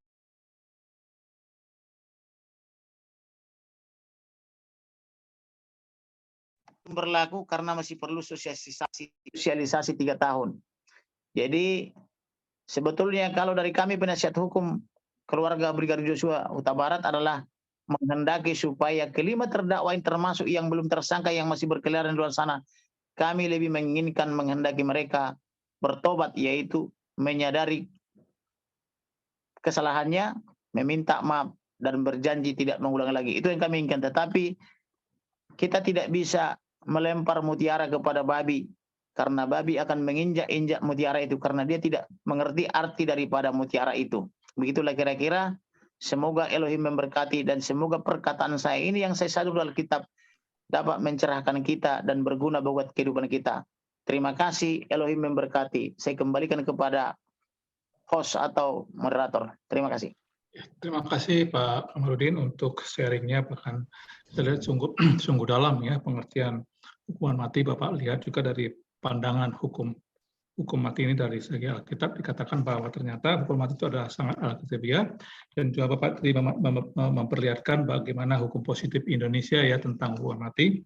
Tapi satu hal yang saya catat di sini, ternyata setiap orang yang bisa akan lolos dari hukum mati ini apabila dia mengalami yang disebut dengan pengampunan, kemudian dia menyesali, ya kemudian dan bertobat. Nah ini yang kita lihat tadi salah satu penekanan daripada Pak Kamarudin terhadap para yang sudah terdakwa ya, bahkan sudah terhukum sekarang ini, supaya mereka sungguh-sungguh menyadari bahwa kesalahan mereka itu adalah kesalahan yang bukan saja fatal, tapi mereka juga melanggar daripada kehendak Allah. Nah ini tadi saya lihat juga bahwa Pak Kamarudin memberikan satu kata kunci juga yang sangat menarik, bahwa segala sesuatu itu yang tertinggi dari segala hukum itu adalah hukum kasih kepada Allah atau Elohim tadi, dan kasih kepada sesama. Nah ini tadi saya lihat ada beberapa hal yang merupakan inti daripada pembicaraan kita pada hari ini. Bapak Ibu Saudara sekalian, kita akan masuk dalam sesi pertanyaan. Pada sesi pertama ini saya berikan kepada 5 penanya, silakan bertanya baik melalui chatting ataupun bisa langsung memberikan raise hand di dalam room ini, atau bisa langsung menyampaikan kepada saya melalui WA. Terima kasih. Saya persilakan untuk 5 pertama. Ini tadi saya sudah ada pesan. Ini sudah ada raise hand Bapak Pendeta Doko. Yang saya pikir langsung aja dulu ya. Saya aturkan ini supaya terjawab langsung ya. Silakan Pak Doko, Pendeta Doko. Beliau ini salah satu fans dari Pak Kamarudin, merupakan salah satu fans beliau nih. Silakan Pak Doko. Waktu kabar silakan. Shalom Bapak Kamarudin. Simanjuntak. Bapak, saya sekaligus sedikit bersaksi Bapak ya, sekaligus nanti kasih waktu sedikit Pak, karena saya 8 bulan kurang lebih. Foto orang ini yang warna. Halo? Ya, mungkin kasih gambar Halo, Pak. Iya. Pak Kamarudin supaya tahu wajah Bapak. Bisa dengar Pak Ya. Beni tunggu. Oke, clear Pak. Mungkin kasih gambar mungkin supaya Pak clear Kamarudin bisa kenal Bapak. Oh iya, wajah saya begitu Pak. Iya, sudah kelihatan ganteng ya Pak. Iya baik Pak. Iya, sekali lagi Bapak Kamarudin dan Bapak Martin Simanjuntak. Shalom untuk dua pengacara kita yang saya mau bilang, karena Bapak berdua Indonesia mendapat gambaran baru tentang hukum di Indonesia. Saya 8 bulan nonton Bapak dengan semua peristiwa yang terjadi, Pak. Pertama, Pak, saya mau sampaikan kepada Bapak, tanggal 1 Juli 2022, saya datang ke Mabes, Pak. Saya dipilih untuk datang ke sana mengikuti Hari Bayangkara, Pak. Dan saya ketemu dengan Bapak Jenderal Listio. Tidak mungkin sebenarnya, Pak. Tapi dalam doa kurang lebih ada 5 tokoh agama atau apa seperti itu, 5 atau 6. Saya mengalami ketakutan hebat, Pak. Dalam doa yang sama, bunyi yang sama untuk Jenderal Kapolri waktu itu. Tetapi ada beda dari doa Kristiani dikunci dalam nama Tuhan Yesus, Pak. Katolik dan Protestan. Dari situ, Pak, saya senang sekali bertemu dengan beliau dan selfie, foto. Tapi ada yang saya lupa. Padahal dari tempat di mana saya duduk, saya bilang saya mau menyampaikan sesuatu dari hasil doa itu. Tapi karena saya begitu girang bertemu beliau, lupa semuanya. Mungkin juga kalau saya ketemu Pak Martin Simanjuntak dan Pak Komarudin akan seperti itu, Pak. Bertitik tolak dari itu peristiwa tanggal 8 terjadilah di Indonesia dan dunia internasional heboh dengan peristiwa ini.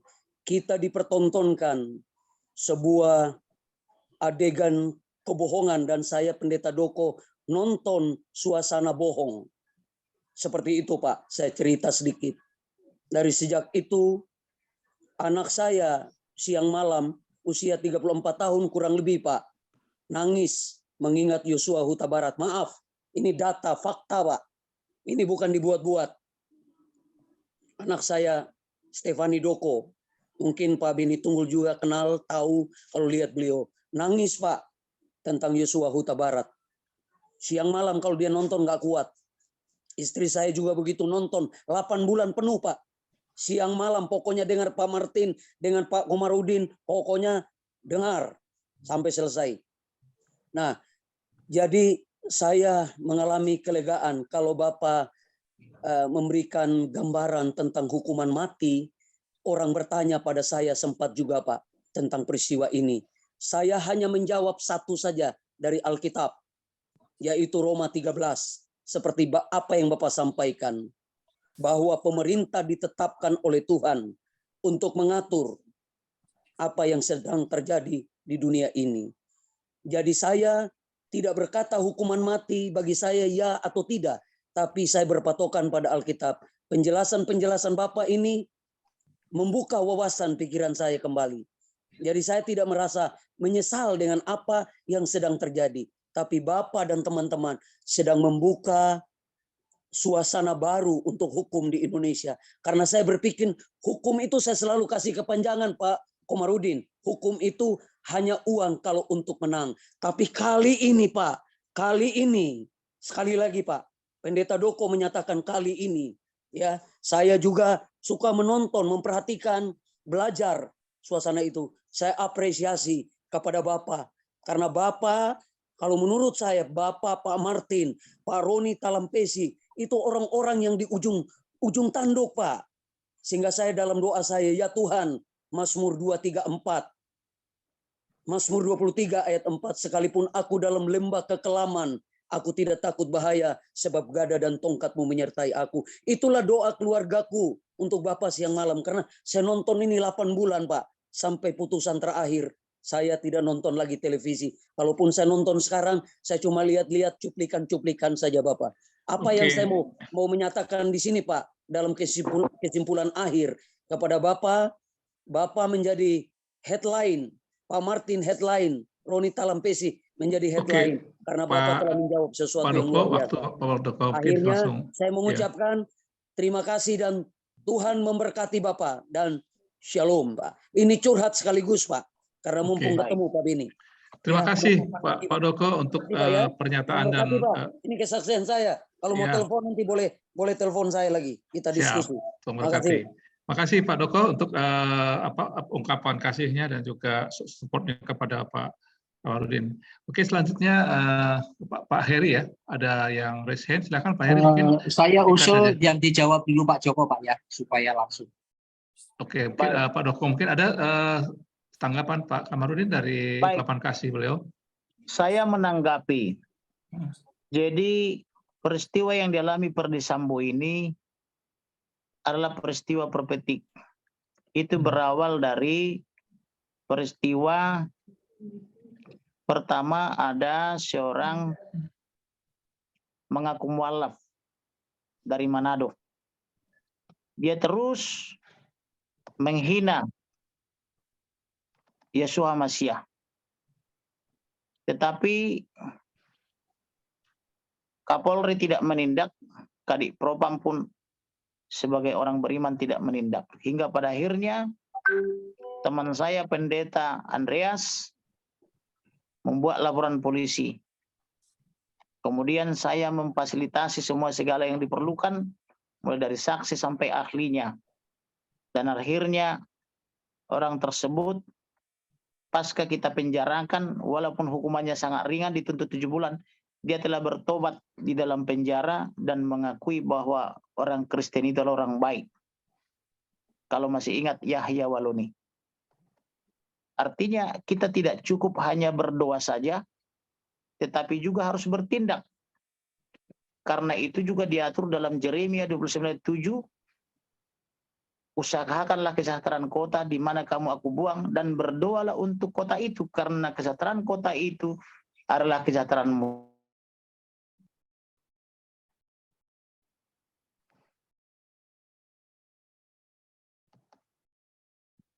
Hilang ya. Kepenting ya. Freeze kayaknya, Bang. Masih ada. Freeze ya. Ya, Freeze ya. freeze. Gelombang hujan mungkin hujan.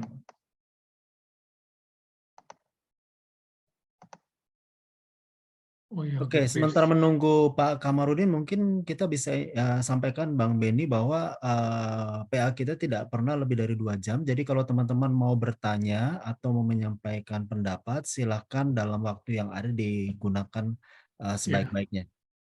Ya, oke. Sementara kita menunggu Pak Kamarudin, ini freeze ya, mungkin ada gangguan sinyal atau Pak Martin mungkin bisa menggantikan sebentar. Silakan Pak Martin. Pak Martin sebagai rekan, ya.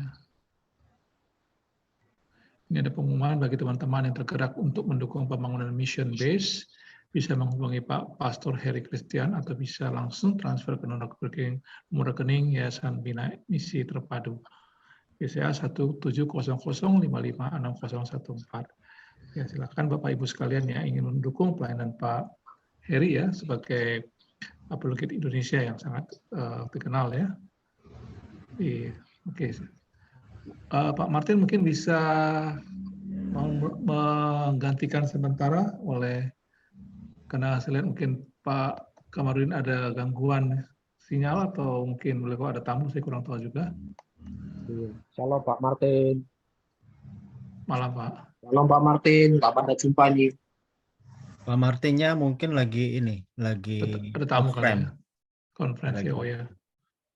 Ya, untuk pelayanan saya terutama doakan ya, karena saya udah hampir 26 tahun di Sulawesi Utara.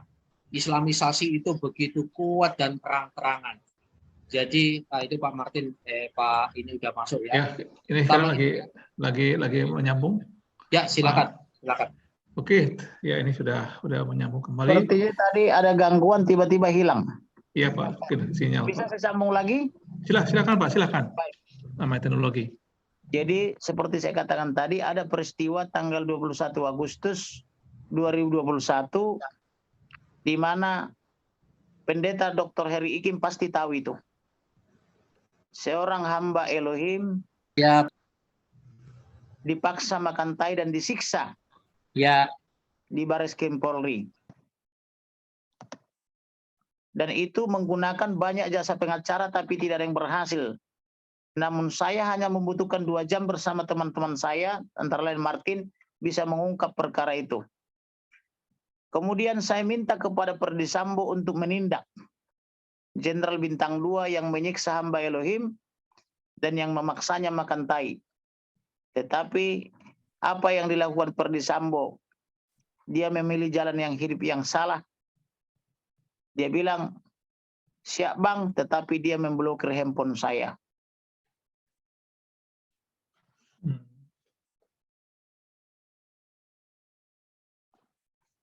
Lagi mute Pak, lagi mute dia punya. Tolong dibuka, nggak kedengaran. Suaranya Pak, suaranya lagi mute. Pak Kamarudin. Kepencet Pak, kepencet masih mute Pak. Tolong dibuka Pak, suaranya Pak Kamarudin. Nggak kedengaran. Kayaknya nge-freeze tuh, Ben. Ya.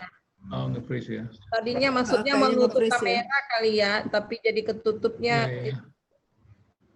Kalau itu Martin bisa kan? Lagi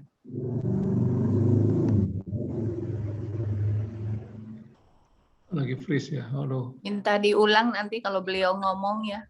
Iya Pak. Iya Kak. Aduh, keluar ya. Ya, silakan ulang lagi Pak. Ya. Silakan. Tadi baik. sepertinya ada yang sengaja mengganggu jaringan ini sehingga memang dari dulu begitu. Nah, tapi saya harus katakan dengan jelas, dengan tegas sekali lagi, peristiwa Ferdy Sambo ini adalah berasal daripada kemarahan Elohim karena pada tanggal 21 Agustus 2021 seorang hamba Elohim bernama Pendeta MKC atau Muhammad Kece disiksa oleh Jenderal Bintang 2 dan kawan-kawan atas persetujuan pimpinan-pimpinan Mabes Polri dan dipaksa makan feses atau makan tai. Itulah yang membuat kemarahan Elohim sehingga mereka jatuh ke dalam pencobaan. Dan sesuai dengan Yesaya 10 ayat 1 sampai 4, mereka para pembuat keputusan, pembuat ketetapan-ketetapan akan dihukum karena melakukan hal yang tidak sesuai dengan hukum Tuhan. Dan akan ada yang mati terkurung, dan sekiranya itu terjadi, tangan Tuhan belum surut juga sampai betul-betul mereka bertobat dan menyesali perbuatannya itu. Karena itu adalah murka Elohim. Terima kasih buat Pendeta Doko.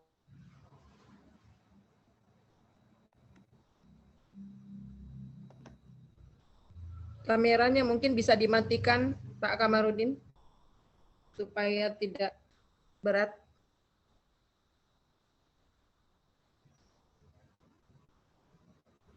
Wah, mungkin hujan di sana kali ya. Ya, maksudnya kameranya di itu aja di. Pak Kamarudin mungkin bisa berbicara tanpa kamera, Pak, supaya mempermudah keluar ya. Ya, mental lagi. Kadang-kadang ini ya, iblis kadang-kadang mengacaukan. Bisa, itu Beni bisa mungkin supaya kan ini juga ada kesaksian waktu itu Martin juga ada di lingkungan kasusnya Pak MKC. Bisa juga. Silakan, mungkin ada Pak Martin mungkin menggantikan sementara karena Pak Kamarudin mengalami gangguan. Silakan Pak Martin.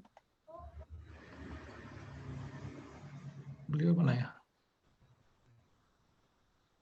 Pak Martin Lukas Simanjuntak yang merupakan mitra kerja Pak Kamarudin. Aduh, beliau ada tamu kali ya, atau lagi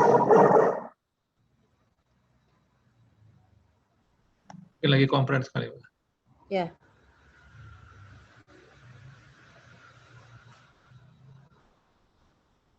Sinyalnya memang buruk. Pak Heri lagi ini raise hand. Ya, tapi ya narasumbernya lagi ya, kita sabar dulu ya. Menurut saya barangkali begini, sambil menunggu ya. Ya, pertanyaan saya barangkali saudara-saudara bisa menjawab. Apa sih yang harus kita lakukan? Karena begini loh, hukum di Indonesia itu sudah luar biasa bagus. Cuma masalahnya terintervensi oleh hukum rimba, oleh people power. Nah, kita pun, nah ini Pak Kamarudin sudah ada ya, silakan Pak. Mungkin Pak, bentar. Silakan. Pak Kamarudin mungkin bisa bicara tanpa gambar ya, silakan, supaya mempermudah meringankan itunya. Memang khusus ini jaringan kita ini, padahal saya pakai 100 Mbps selalu diganggu kalau membicarakan hal yang sensitif ini. Dari beberapa bulan lalu begitu. Tetapi kalau membicarakan yang lain biar berjam-jam juga selalu tidak ada masalah gitu ya. Begitu. Baik. Kita kembalikan kepada moderator ya. Untuk sharingnya tadi dan kesaksian tadi. Tolong diulang. Ke Pak Ikin mungkin singkat aja Pak Ikin supaya baik, Pak saya langsung pertanyaan kepada Pak Kamarudin. Pak Kamarudin, hukum di Indonesia kan sebetulnya udah sangat bagus ya. Cuma masalahnya dapat diintervensi oleh people power, terutama dunia Muslim. Lalu gereja, tidak semua, ini bukan tuduhan ya, selalu berkata ya kita berdoa saja biar Tuhan bekerja. Akhirnya Tuhan kayak jadi jongos, padahal Tuhan bekerja lewat kita. Jangan urus agama orang lain, padahal apologetika itu sangat dibutuhkan. Bukan ilmu debat, tapi mempertanggungjawabkan iman dengan baik. Nah, apa yang harus kita lakukan dari pihak Kristen dan dunia gereja? Tapi dalam hal ini tentu apologetika bukan ngawur-ngawur gitu loh, yang sesuai etika Kristiani. Demikian Pak Kamarudin. Silakan langsung Pak Kamarudin. Baik, saya jawab ya. Apa yang harus kita lakukan? Yang harus kita lakukan adalah memperdengarkan kabar baik tentang kebenaran, tentang keadilan, tentang kepastian hukum dan manfaatnya. Dalam hal kasus Joshua ini, saya melihat semua menyatu. Baik itu antar suku, antar ras, antar golongan, termasuk antar agama. Terbukti saya pergi kemana-mana, bahkan ke pesantren, saya disambut oleh para tokoh-tokoh rohaniawan. Apakah itu rohaniawan Kristen, Katolik, Hindu, Buddha, termasuk rohaniawan Islam. Sebagai contoh, saya disambut oleh Gus Nuril Arifin di pesantren, bahkan di masjid. Mereka sholat istighosa menyambut saya. Saya disambut oleh Ketua PNWNU Bangka Belitung. Bahkan Ketua PWNU Bangka Belitung bulan yang lalu saya dibawa ke asrama putri. Berbincang-bincang sampai dengan jam 1 pagi. Kemudian di setiap bandara, saya diajak berfoto dengan orang-orang yang baru pulang dari umroh. Puluhan orang sampai ratusan. Bahkan saya melayani mereka berfoto pernah sampai 3-4 jam di bandara. Baik yang berkerudung maupun yang tidak berkerudung, mereka tidak segan-segan memeluk. Artinya memperdengarkan kebaikan daripada Elohim itu tidak ada yang resisten. Artinya kenapa? Kalau kita berbuat yang baik, hampir seluruh umat manusia, semua suku, semua golongan, bahkan semua agama menyukai perbuatan baik dan benar itu. Oleh karena itu, kita harus tetap berbuat baik dan mengasihi sesama kita dengan tulus dan ikhlas. Dan itu sudah saya alami. Luar biasa kasih Elohim itu. Dan bisa juga kita lihat itu di pada komentar-komentar. Setiap saya membuat pernyataan atau rilis, kalau kita lihat komentar-komentarnya, 99,99% komentarnya sangat bagus. Bahkan terutama dari mak-mak, kalau kita lihat yang komentar itu, ada mak-mak yang berhijab atau yang berkerudung dan sebagainya. Semuanya komentarnya sangat bagus. Oleh karena itu, jangan pernah ragu memperdengarkan kebaikan dan kebenaran daripada Elohim itu sendiri. Terima kasih, Pendeta Dr. Igim. Pak Kamarudin, jadi poinnya dimanapun kapan juga kita akan nyatakan firman Tuhan dimana-mana dengan kebenaran. Oke, ada pertanyaan selanjutnya oleh Saudara Andre Widiono. Silakan singkat dan singkat saja dan langsung pada Pak Kamarudin. Oke, silakan. Terima kasih Bang Ben. Ya. Shalom, selamat malam Bapak Ibu Saudara secara khusus Bang Kamarudin. Terima kasih. Bahwa dalam pembahasan terkait dengan hukuman mati, faktanya di dalam Alkitab dari Perjanjian Lama sampai Perjanjian Baru itu tertulis. Tapi ya saya punya pendapat sendiri. Saya tidak sependapat terkait hukuman mati yang diberikan kepada Yesus Kristus, termasuk juga Stefanus, itu karena kesalahan umat manusia,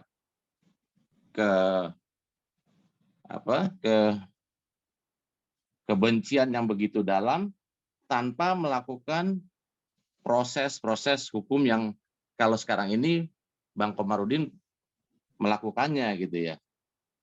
Jadi terkait hukuman mati itu harusnya juga melalui proses-proses sehingga orang bisa ditetapkan, harus diputuskan bahwa ini memang layak dihukum mati. Sedangkan Yesus Kristus sendiri dari Perjanjian Lama dan Perjanjian Baru itu sudah dinubuatkan bahwa memang akhir hidupnya akan mengalami kematian dan bangkit pada hari yang ketiga.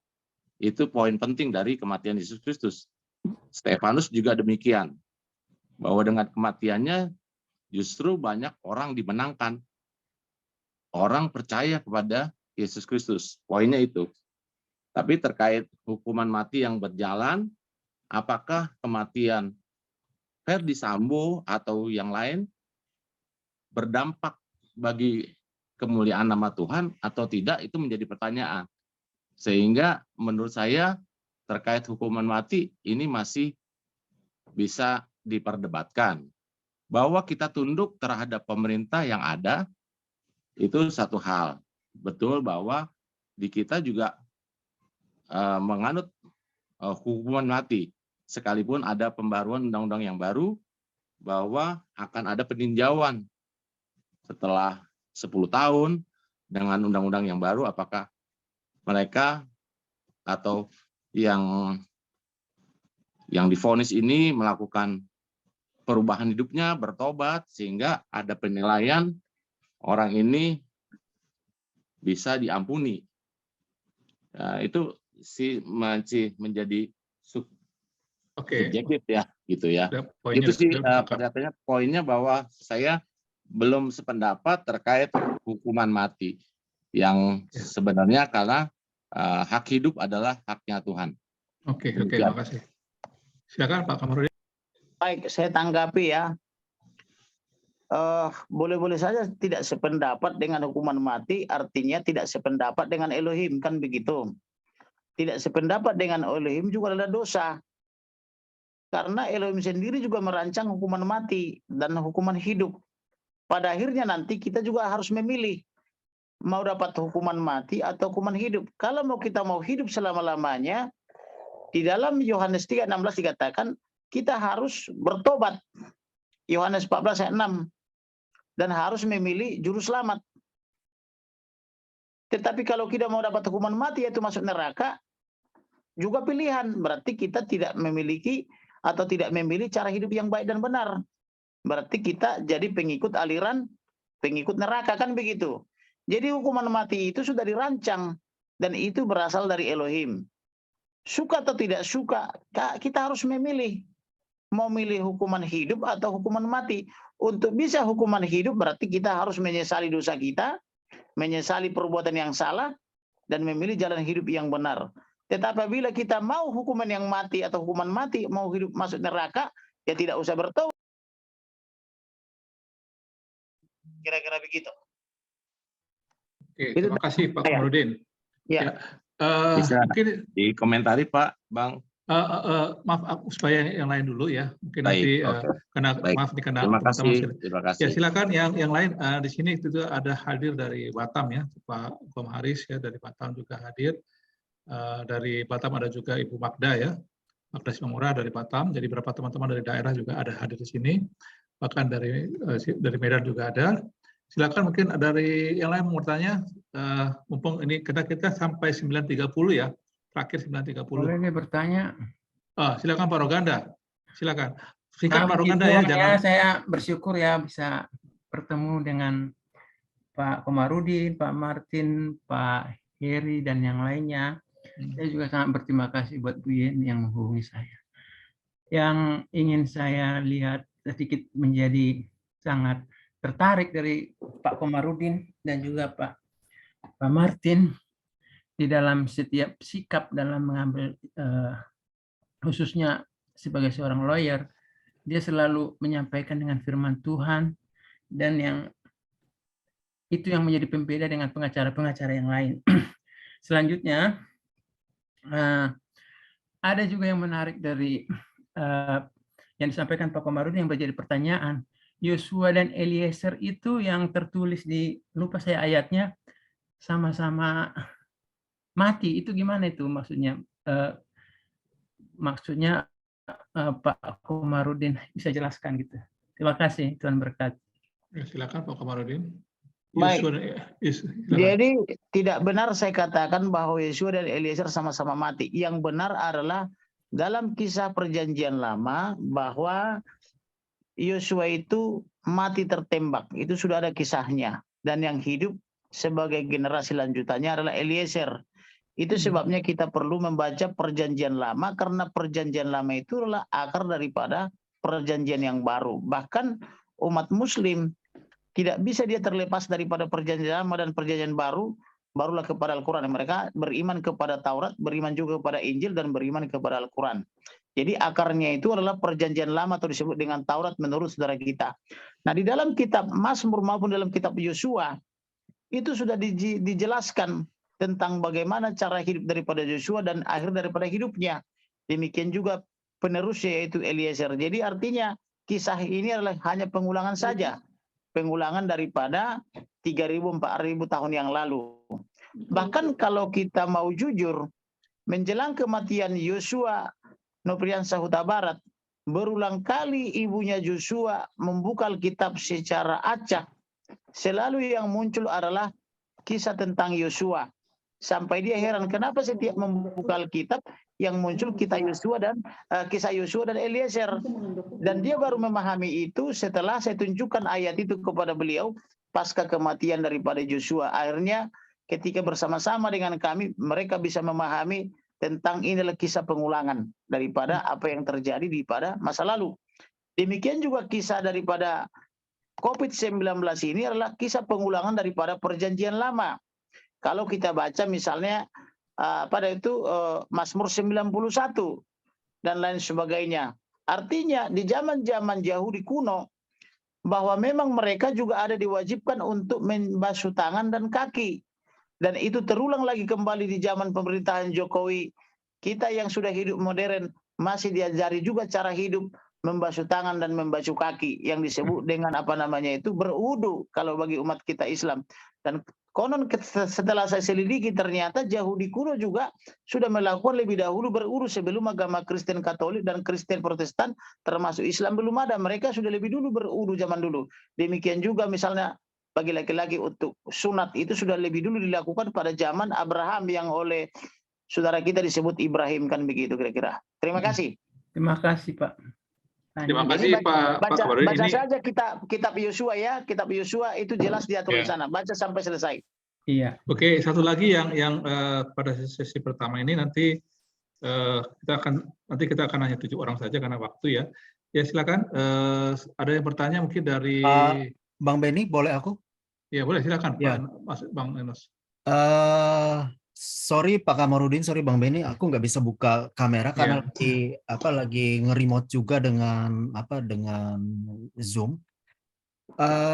Pak Kamarudin mau tanya, bagaimana pendapat Bapak sehubungan dengan pernyataan PGI mungkin secara lembaga atau secara pribadi mengenai pernyataan mereka bahwa mereka menolak hukuman mati.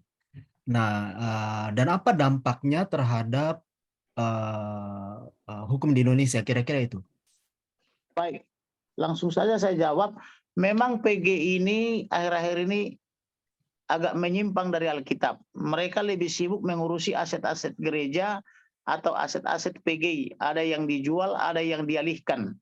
Bahkan mereka terkesan tidak lagi membaca Alkitab secara baik dan benar. Tetapi kalau mereka membaca Alkitab, saya yakin dia tidak akan menolak hukuman mati.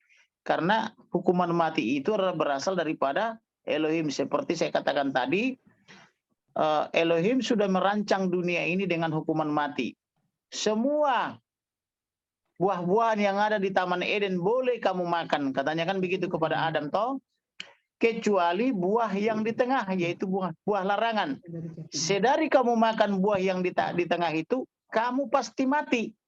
Karena upah dosa adalah maut. Memakan buah itu adalah dosa. Nah, artinya di situ juga sudah ketika dunia ini diciptakan, sudah ada dirancang juga hukuman mati.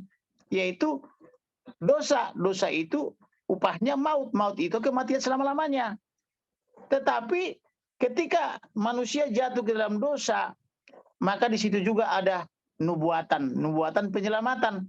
Bahwa diadakan permusuhan antara anak manusia dengan anak ular tua itu atau iblis itu, bahwa anak manusia akan menginjak kepala ular sampai remuk dan ular akan menggigit tumit daripada anak manusia. Siapakah anak manusia itu? Anak manusia itu kalau kita baca Alkitab dari perjanjian lama sampai perjanjian baru itu adalah Yeshua Masia atau yang orang Indonesia sebut sebagai Yesus Kristus atau orang barat sebut Jesus Christ. Nah, siapakah anak manusia? Bisa kita baca lagi di dalam Ulangan 18 ayat 15-18. Yesaya 9 ayat 5. Kemudian Yohanes 1 ayat 1. Yohanes 14 ayat 6. Yohanes 10 ayat 30 dan Wahyu 1 ayat 8. Artinya ada di situ peristiwa-peristiwa profetik. Jadi kalau misalnya PGI mengatakan dia menolak hukuman mati, PGI telah menyatakan menolak Alkitab.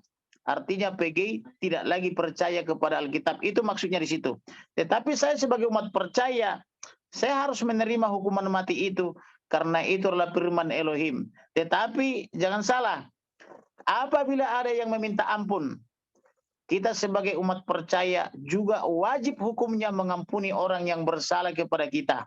Bahkan Yesus Kristus ketika dia dijatuhi hukuman mati dalam pengadilan Pontius Pilatus, Yeshua Masya di dalam salib itu ketika dia dihukum mati, dia juga berdoa, ya Elohim, ampunilah mereka karena mereka tidak mengetahui apa yang mereka perbuat. Itu artinya Yesus Kristus yang adalah Elohim itu sendiri datang dalam rupa manusia ketika dia menjalani hukuman mati untuk menebus dosa kita. Dia juga berdoa memberi pengampunan kepada orang-orang yang tidak mengetahui dan tidak mengerti atas perbuatannya. Kira-kira begitu. Jadi hukuman mati itu adalah Alkitabiah. Jadi soal PGI menolak hukuman mati, artinya dia menolak Alkitab sebagai firman Elohim. Kira-kira begitu. Terima kasih. Ya, terima kasih Pak Kamarudin. Mungkin nanti ada yang bertanya, Pak Valiranus Agung, kayaknya mau bertanya nih tadi. Ada yang mau bertanya atau teman-teman yang lain dari Pak Yohanes atau Ibu Yeni ada yang mau nanya. Kemudian ada Pak Hobi Sitorus. Ini dari Jepang nih, ada Pak Gukmari Ringo dari negeri Jepang sekarang. Ya, ada apa dari Batam, silakan Ibu Magda dan Pak Komhari, silakan. Ya, mungkin ada yang mau bertanya, Ibu Lucy, Pak Freddy, Justisia, Pak Melkor Hadi, Pak Rudi Repi, silakan. Pak Wahyu, silakan. Mumpung lagi ada waktu, karena beliau ini seorang sibuk sekali, dan kita puji Tuhan bisa malam ini kita dapat ber-PA, berdiskusi dengan beliau. Lucy, mau bertanya? Silakan, Lucy. Iya, thank you Bang Ben. Mungkin lebih kepada pendapat aja kali ya, terkait pro kontra hukuman mati. Saya sih termasuk yang setuju dengan hukuman mati gitu ya, bukan tidak percaya bahwa hak itu ada di tangan Tuhan, tapi ketika bicara keadilan, saya juga berpikir bahwa keadilan itu kan nggak hanya satu sisi ya, apalagi kalau ada satu kasus itu kan biasanya udah beberapa pihak terkait gitu ya. Saya cuma memikirkan ketika kita bicara keadilan untuk pelaku, kita berbicara keadilan juga nggak sih untuk korbannya gitu kan. Lebih ke situ sih. Jadi so far saya setuju dengan hukuman mati ya. Oke, silakan Pak. Apalagi kalau kasus-kasus kayak pemerkosaan gitu, terus kemudian pedofil ya berat-berat gitu tuh agak sulit untuk untuk dengan gampang ya sudah ampuni gitu ya. Itu aja sih Bang Ben. Ya, silakan Pak Kamarudin. Jadi poinnya adalah hukuman mati itu satu pembalasan. Betul. Terima kasih Ibu bahwa Ibu setuju dengan hukuman mati. Memang hukuman mati itu seperti saya katakan tadi adalah Alkitabiah. Itu juga kita bisa baca di dalam Galatia 6 ayat 7 sampai 10, yaitu hukum tabur tuai. Apa yang kau tabur itu kau tuai. Kalau kamu membunuh ya kamu harus siap dibunuh juga, kan begitu loh. Kecuali tadi menyesal, minta maaf dan bertobat. Nah, itu juga dilakukan oleh Barada Richard Eliezer. Karena dia eksekutor, harusnya dia juga kena hukuman mati, walaupun yang merancang kejahatan itu oleh Ferdy Sambo sama Putri. Tetapi karena dia memilih bertobat, meninggalkan jalan yang jahat itu, dia meninggalkan kejahatan itu dan dia menyesali dan meminta maaf sampai bersimpuh di kaki daripada Ito Rosti dan di kaki daripada Lai Samuel Huta Barat. Maka saya katakan, ampuni dia. Karena itu mengampuni itu adalah ajaran Elohim itu sendiri. Harus memberi pengampunan. Tetapi bagaimana dengan Ferdy Sambo? Dia tidak mau menyadari kesalahannya. Dia tidak mau minta maaf. Dan dia tidak mau bertobat. Ya wajar dia misalnya dilakukan hukuman mati. Nah kalau dia nanti misalnya bertobat dan sadar, mungkin saja Elohim memaafkan dia. Sehingga terjadi mujizat buat hidup dia. Tapi karena dia tetap memilih jalan yang jahat. Dengan membuat fitnah-fitnah. Mengaku diperkosa di Jakarta Selatan. Kemudian mengaku ditodong senjata. Bagaimana caranya diperkosa dengan jarak 20 meter? Itu makanya saya katakan Sedangkan pemerkosaan bisa dibaca unsur-unsur tindak pidananya yaitu menurut pasal 285 harus masuk, mohon maaf, alat kelamin pria ke dalam alat kelamin wanita. Bagaimana caranya 20 meter? Ditambah lagi setelah SP3 di Jakarta Selatan diganti lokus dan tempusnya menjadi ke tanggal 4 di Semarang, di Magelang. Gitu loh. Kemudian tidak terbukti tanggal 4 diganti menjadi tanggal 7. Di tanggal 7 pun kita patahkan lagi. Dia baru saja mengaku diperkosa sampai pingsan, tapi mohon maaf, siapa yang memakaikan bajunya dalam keadaan pingsan? Sedangkan Susi dan si Kuak Maru menemukannya dalam keadaan pakai baju lengkap, tapi katanya pingsan. Kan aneh juga itu. Kemudian setelah dia sadar, dia langsung rindu bertemu dengan Joshua. Maka ini adalah pengulangan daripada peristiwa Potifar terhadap Yusuf, di mana istri Potifar nafsu kepada Yusuf karena Yusuf ganteng seperti Joshua juga ganteng, tetapi karena tidak dilayani birahinya, tetapi dia membuat fitnah bahwa dia digoda atau diganggu oleh Yusuf. Demikian juga misalnya dengan Joshua. Jadi ini sebetulnya hanya pengulangan peristiwa yang ada di Alkitab supaya kita menyadari bahwa apa yang tertulis dalam Alkitab itu adalah kisah nyata. Kira-kira begitu loh. Tetapi dalam hal ini banyak orang Kristen terkesan sok rohani tetapi tidak membaca Alkitab secara detail, seolah-olah hukuman mati itu bukan berasal dari Elohim, begitu loh kira-kira. Padahal nanti akhir daripada hidup kita adalah juga harus memilih mau hidup atau mau mati. Makanya Rasul Paulus mengatakan hidup adalah Kristus, mati keuntungan. Kenapa mati keuntungan? Karena percaya pasca kematian ada hidup baru. Kan begitu. Begitu kan. Jadi terima kasih buat ibu yang setuju dengan hukuman mati adalah berasal daripada Elohim. Dan itu juga menyangkut keadilan juga, keadilan bagi korban, kan begitu. Ya kalau tidak mau hukuman mati ya jangan membunuh, kan begitu.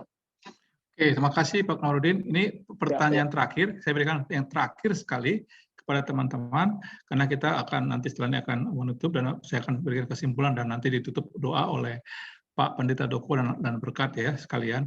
Silakan satu orang, mungkin Karita mungkin salah satu perwakilan senior nanya atau memberikan support, silakan.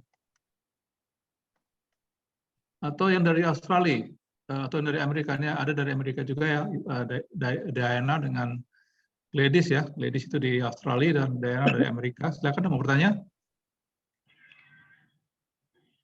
Om, mungkin saya boleh bertanya Om. Oh, Wahyu silakan, Wahyu silakan.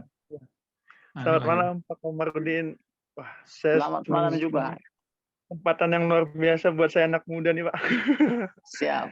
Puji Elohim. Jadi ya. background saya ini adalah sekolah teologi ya Pak. Lagi sekolah teologi.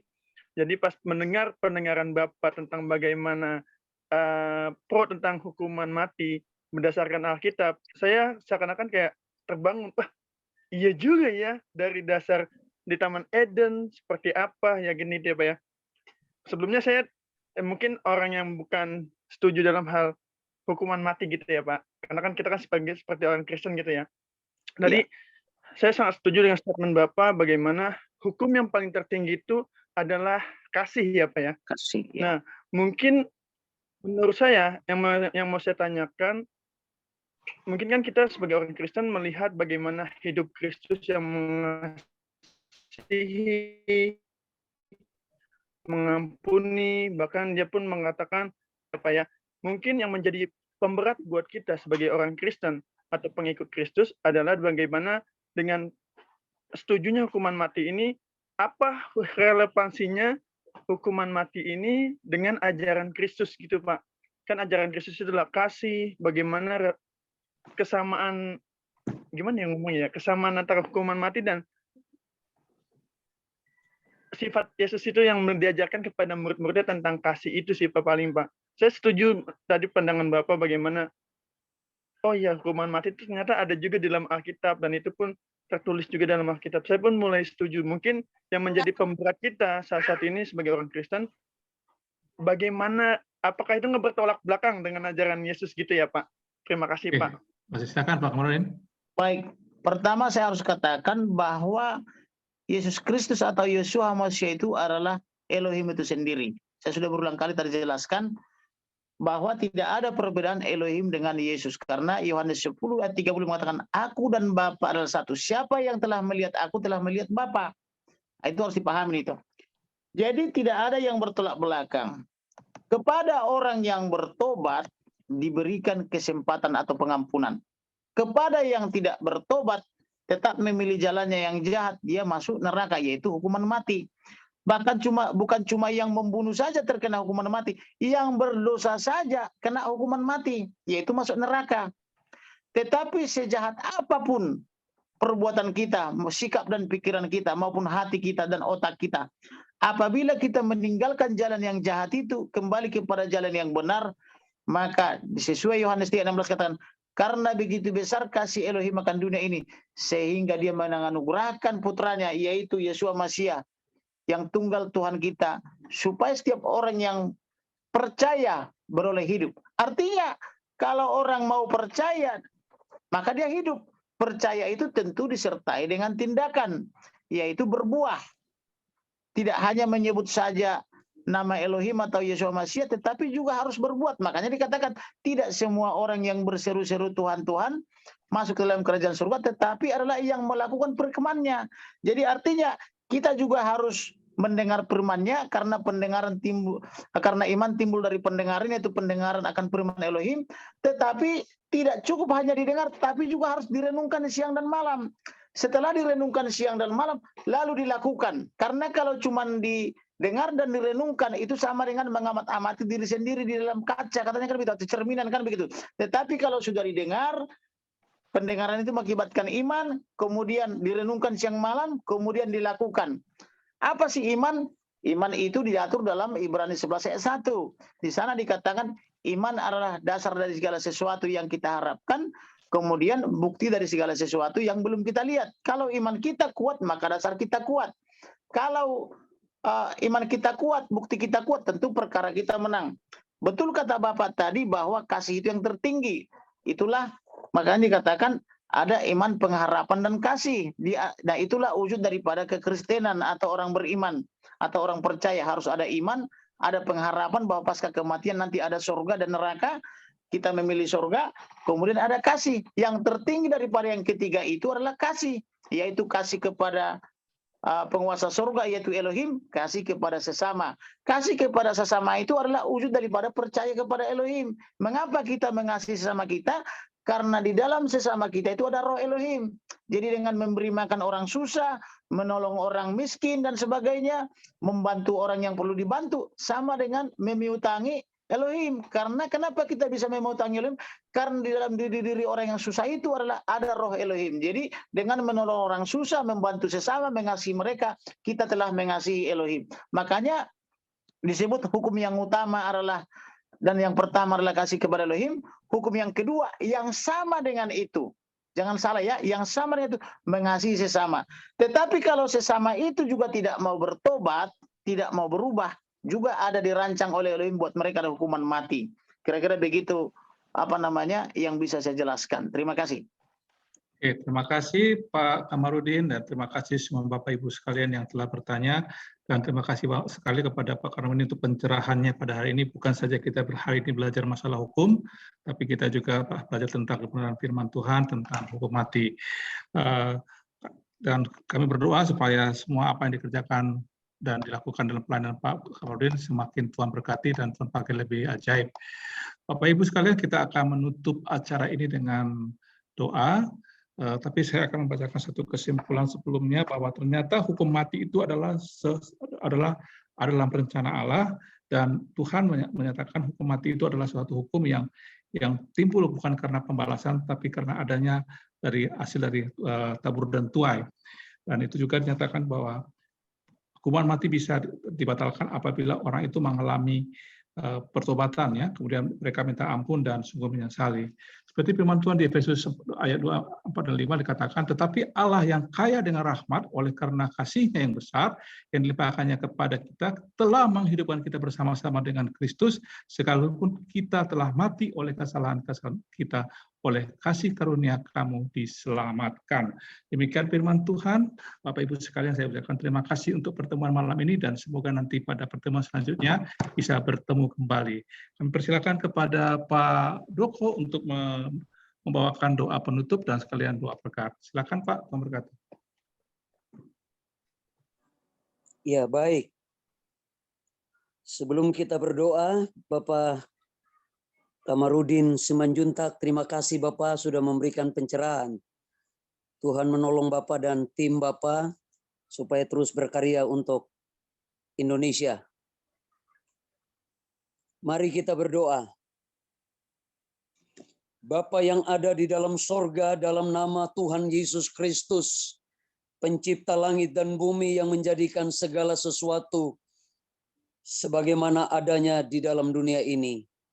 Kami sudah mendengarkan pemaparan dari hamba-Mu, Bapak Komarudin Simanjuntak, yang oleh anugerah Tuhan dalam beberapa bulan terakhir ini, beliau dipakai oleh Tuhan bersama dengan tim yang ada untuk bagaimana menjawab tantangan yang sangat luar biasa, yang penuh dengan tantangan dan pergumulan, bahkan nyawa sekalipun dipertaruhkan. Kami berdoa pada malam ini bersama-sama dalam komunitas Zoom ini. Hidup dan mati kami ada di dalam tangan Tuhan. Malam ini kami berseru di dalam nama-Mu untuk hamba-Mu, Bapak Komarudin Simanjuntak dan Bapak Martin Lukas Simanjuntak dan teman-teman yang ada. Tuhan tolong berkati, tolong jaga dan pagari, lindungi biji mata-Mu ini, supaya mereka terus bersuara tentang suara kenabian, suara kebenaran di Indonesia ini, di tengah-tengah masyarakat yang membutuhkan pertolongan Tuhan pada malam ini. Ternyata kunci dari semua ini adalah pada saat kami mengakui kesalahan kami, pada saat kami menyesal kesalahan kami, pada saat kami bertobat dari kesalahan kami, disitulah pengampunan-Mu terjadi. Terima kasih Tuhan untuk pertemuan pada malam ini. Kami juga berdoa untuk bangsa dan negara kami Indonesia. Tuhan berkati, Tuhan tolong presiden kami, wakil presiden, para menteri kabinet Indonesia Maju, TNI Polri, gubernur, bupati, wali kota, camat, lurah, RT, RW, sampai lingkungan di mana kami tinggal. Tuhan Yesus memberkati dan menolong supaya bangsa dan negara kami ini menjadi bangsa dan negara yang bisa mengenal cinta kasih Tuhan Yesus Kristus. Kami juga berdoa untuk Bapak Heri yang juga telah menyampaikan kesaksian yang hidup, kesaksian yang di mana Tuhan menyatakan pertolongan dan anugerah-Mu. Dia sedang memimpin proyek besar di Sulawesi Utara. Tuhan buka jalan, Tuhan berkati. Kirim berkat dari timur, utara, barat, dan selatan yang dikuasai oleh Bani Kedar dan Nebayot. Anak-anak Tuhan, orang-orang yang punya harta kekayaan, dialirkan bagi anak-anak Tuhan yang mengelola, mengerjakan pelayanan pekerjaan-Mu. Kami berdoa untuk host kami, Bapak Beni Tunggul, hamba-Mu di kota Bekasi ini. Tuhan pakai dengan dahsyat dan luar biasa untuk menjadi berkat di kota ini. Supaya kota ini juga semua orang datang bertekuk lutut, mengakui Yesus Kristus adalah Tuhan. Sekali lagi, sekalipun aku dalam lembah kekelaman sekalipun, kami tidak takut bahaya dalam ruangan Zoom ini. Sebab Tuhan kami hidup, Tuhan kami menyertai kami, dalam keluarga kami, pelayanan kami, pekerjaan kami, seluruh aktivitas yang kami lakukan. Tuhan Yesus memberkati. Pimpinlah dan berkatilah tim daripada Bapak Komarudin Simanjuntak pada malam ini, yang dengan rela hati, dengan sukacita, telah memberikan kami penyuluhan, pemaparan, pengertian tentang masalah hukum dari sudut pandangan Alkitab. Kiranya Tuhan terus menolong kami, supaya kami terus belajar untuk mengerti rencana dan kehendak Tuhan. Kami tutup pertemuan yang luar biasa, kudus, suci, dan mulia ini di dalam nama Tuhan Yesus Kristus yang menjadi Tuhan dan Juru Selamat kami. Kami sudah berdoa dan mengucap syukur. Saudara-saudaraku, saleh-saleh Tuhan, biji matanya Tuhan, pulanglah dan terimalah berkat dari sorga. Tuhan memberkati engkau dan melindungi engkau. Tuhan menyinari engkau dengan wajahnya dan memberikan engkau kasih karunia. Tuhan menghadapkan wajahnya kepadamu dan memberikan engkau damai sejahtera. Dalam nama Tuhan Yesus Kristus, kami sudah berdoa. Haleluya, haleluya. Amin. Sampai Amin. jumpa. Tuhan menolong kita. Terima kasih. Terima kasih Pak Doko. Terima kasih Bapak Ibu. Mohon maaf kalau ada kekurangan. Terima kasih. Terima kasih Pak Kamarudin, Tuhan memberkati. Pakai lebih ajaib Pak. Terima kasih Pak Doko. Terima kasih Pak Wahyu. Pak Kamarudin nggak bisa nyelesain cerita tadi, Bang. Foto dulu ya. Foto ya, foto. Jangan dulu dikeluar ya. Lagi ya. Bang Tadi foto ya? itu Martin buka kameranya semua. Tolong dibuka kamera Bapak Ibu sekalian. Tadi kita ada telat. Terima kasih Pak Martin. Bisa Ya, Bapak Martin Simanjuntak. Ya. Bapak Ya, luar silakan biasa. buka kameranya Bapak Ibu sekalian. Kita akan foto bareng-bareng. Jadi kenang-kenangan bagi kita. Ada toko-toko besar di sini ya. Bukan toko buku, bukan berarti toko besi ya. Ya, silakan. Satu ya. Enos kamu foto Enos ya. Kasola yang foto. Kasola ya. Silakan Kasola. Nas Kamarudin, aku ini pakai handphone soalnya tadi kepental. Ya, silakan Nos. Pak Kamarudin habis ini nggak bisa nerusin cerita MKC tadi, Pak. Ya, silakan ya, Nos. Nggak bisa Bang, karena aku ambil pakai yang satu lagi. Oke, nanti oke, kita foto bareng aja ya. Oke, satu, dua, tiga. Ya, ulang ya, ulang ya. Kenapa kamu di belakang sini sama Mama? Jangan. Ulang ya, 1, 2, 3. Ya, ini ada yang screen 1, screen 2, ini ada beberapa screen ya. 1, 2, ya, 3. Oke, screen. Oke. Terima kasih semua sudah terfoto dengan baik. Terima kasih atas kehadirannya malam ini, Bapak Ibu sekalian. Mohon maaf kalau ada kekurangan. Kiranya Tuhan memberkati semua apa yang kita bicarakan hari ini. Dan bangkit terus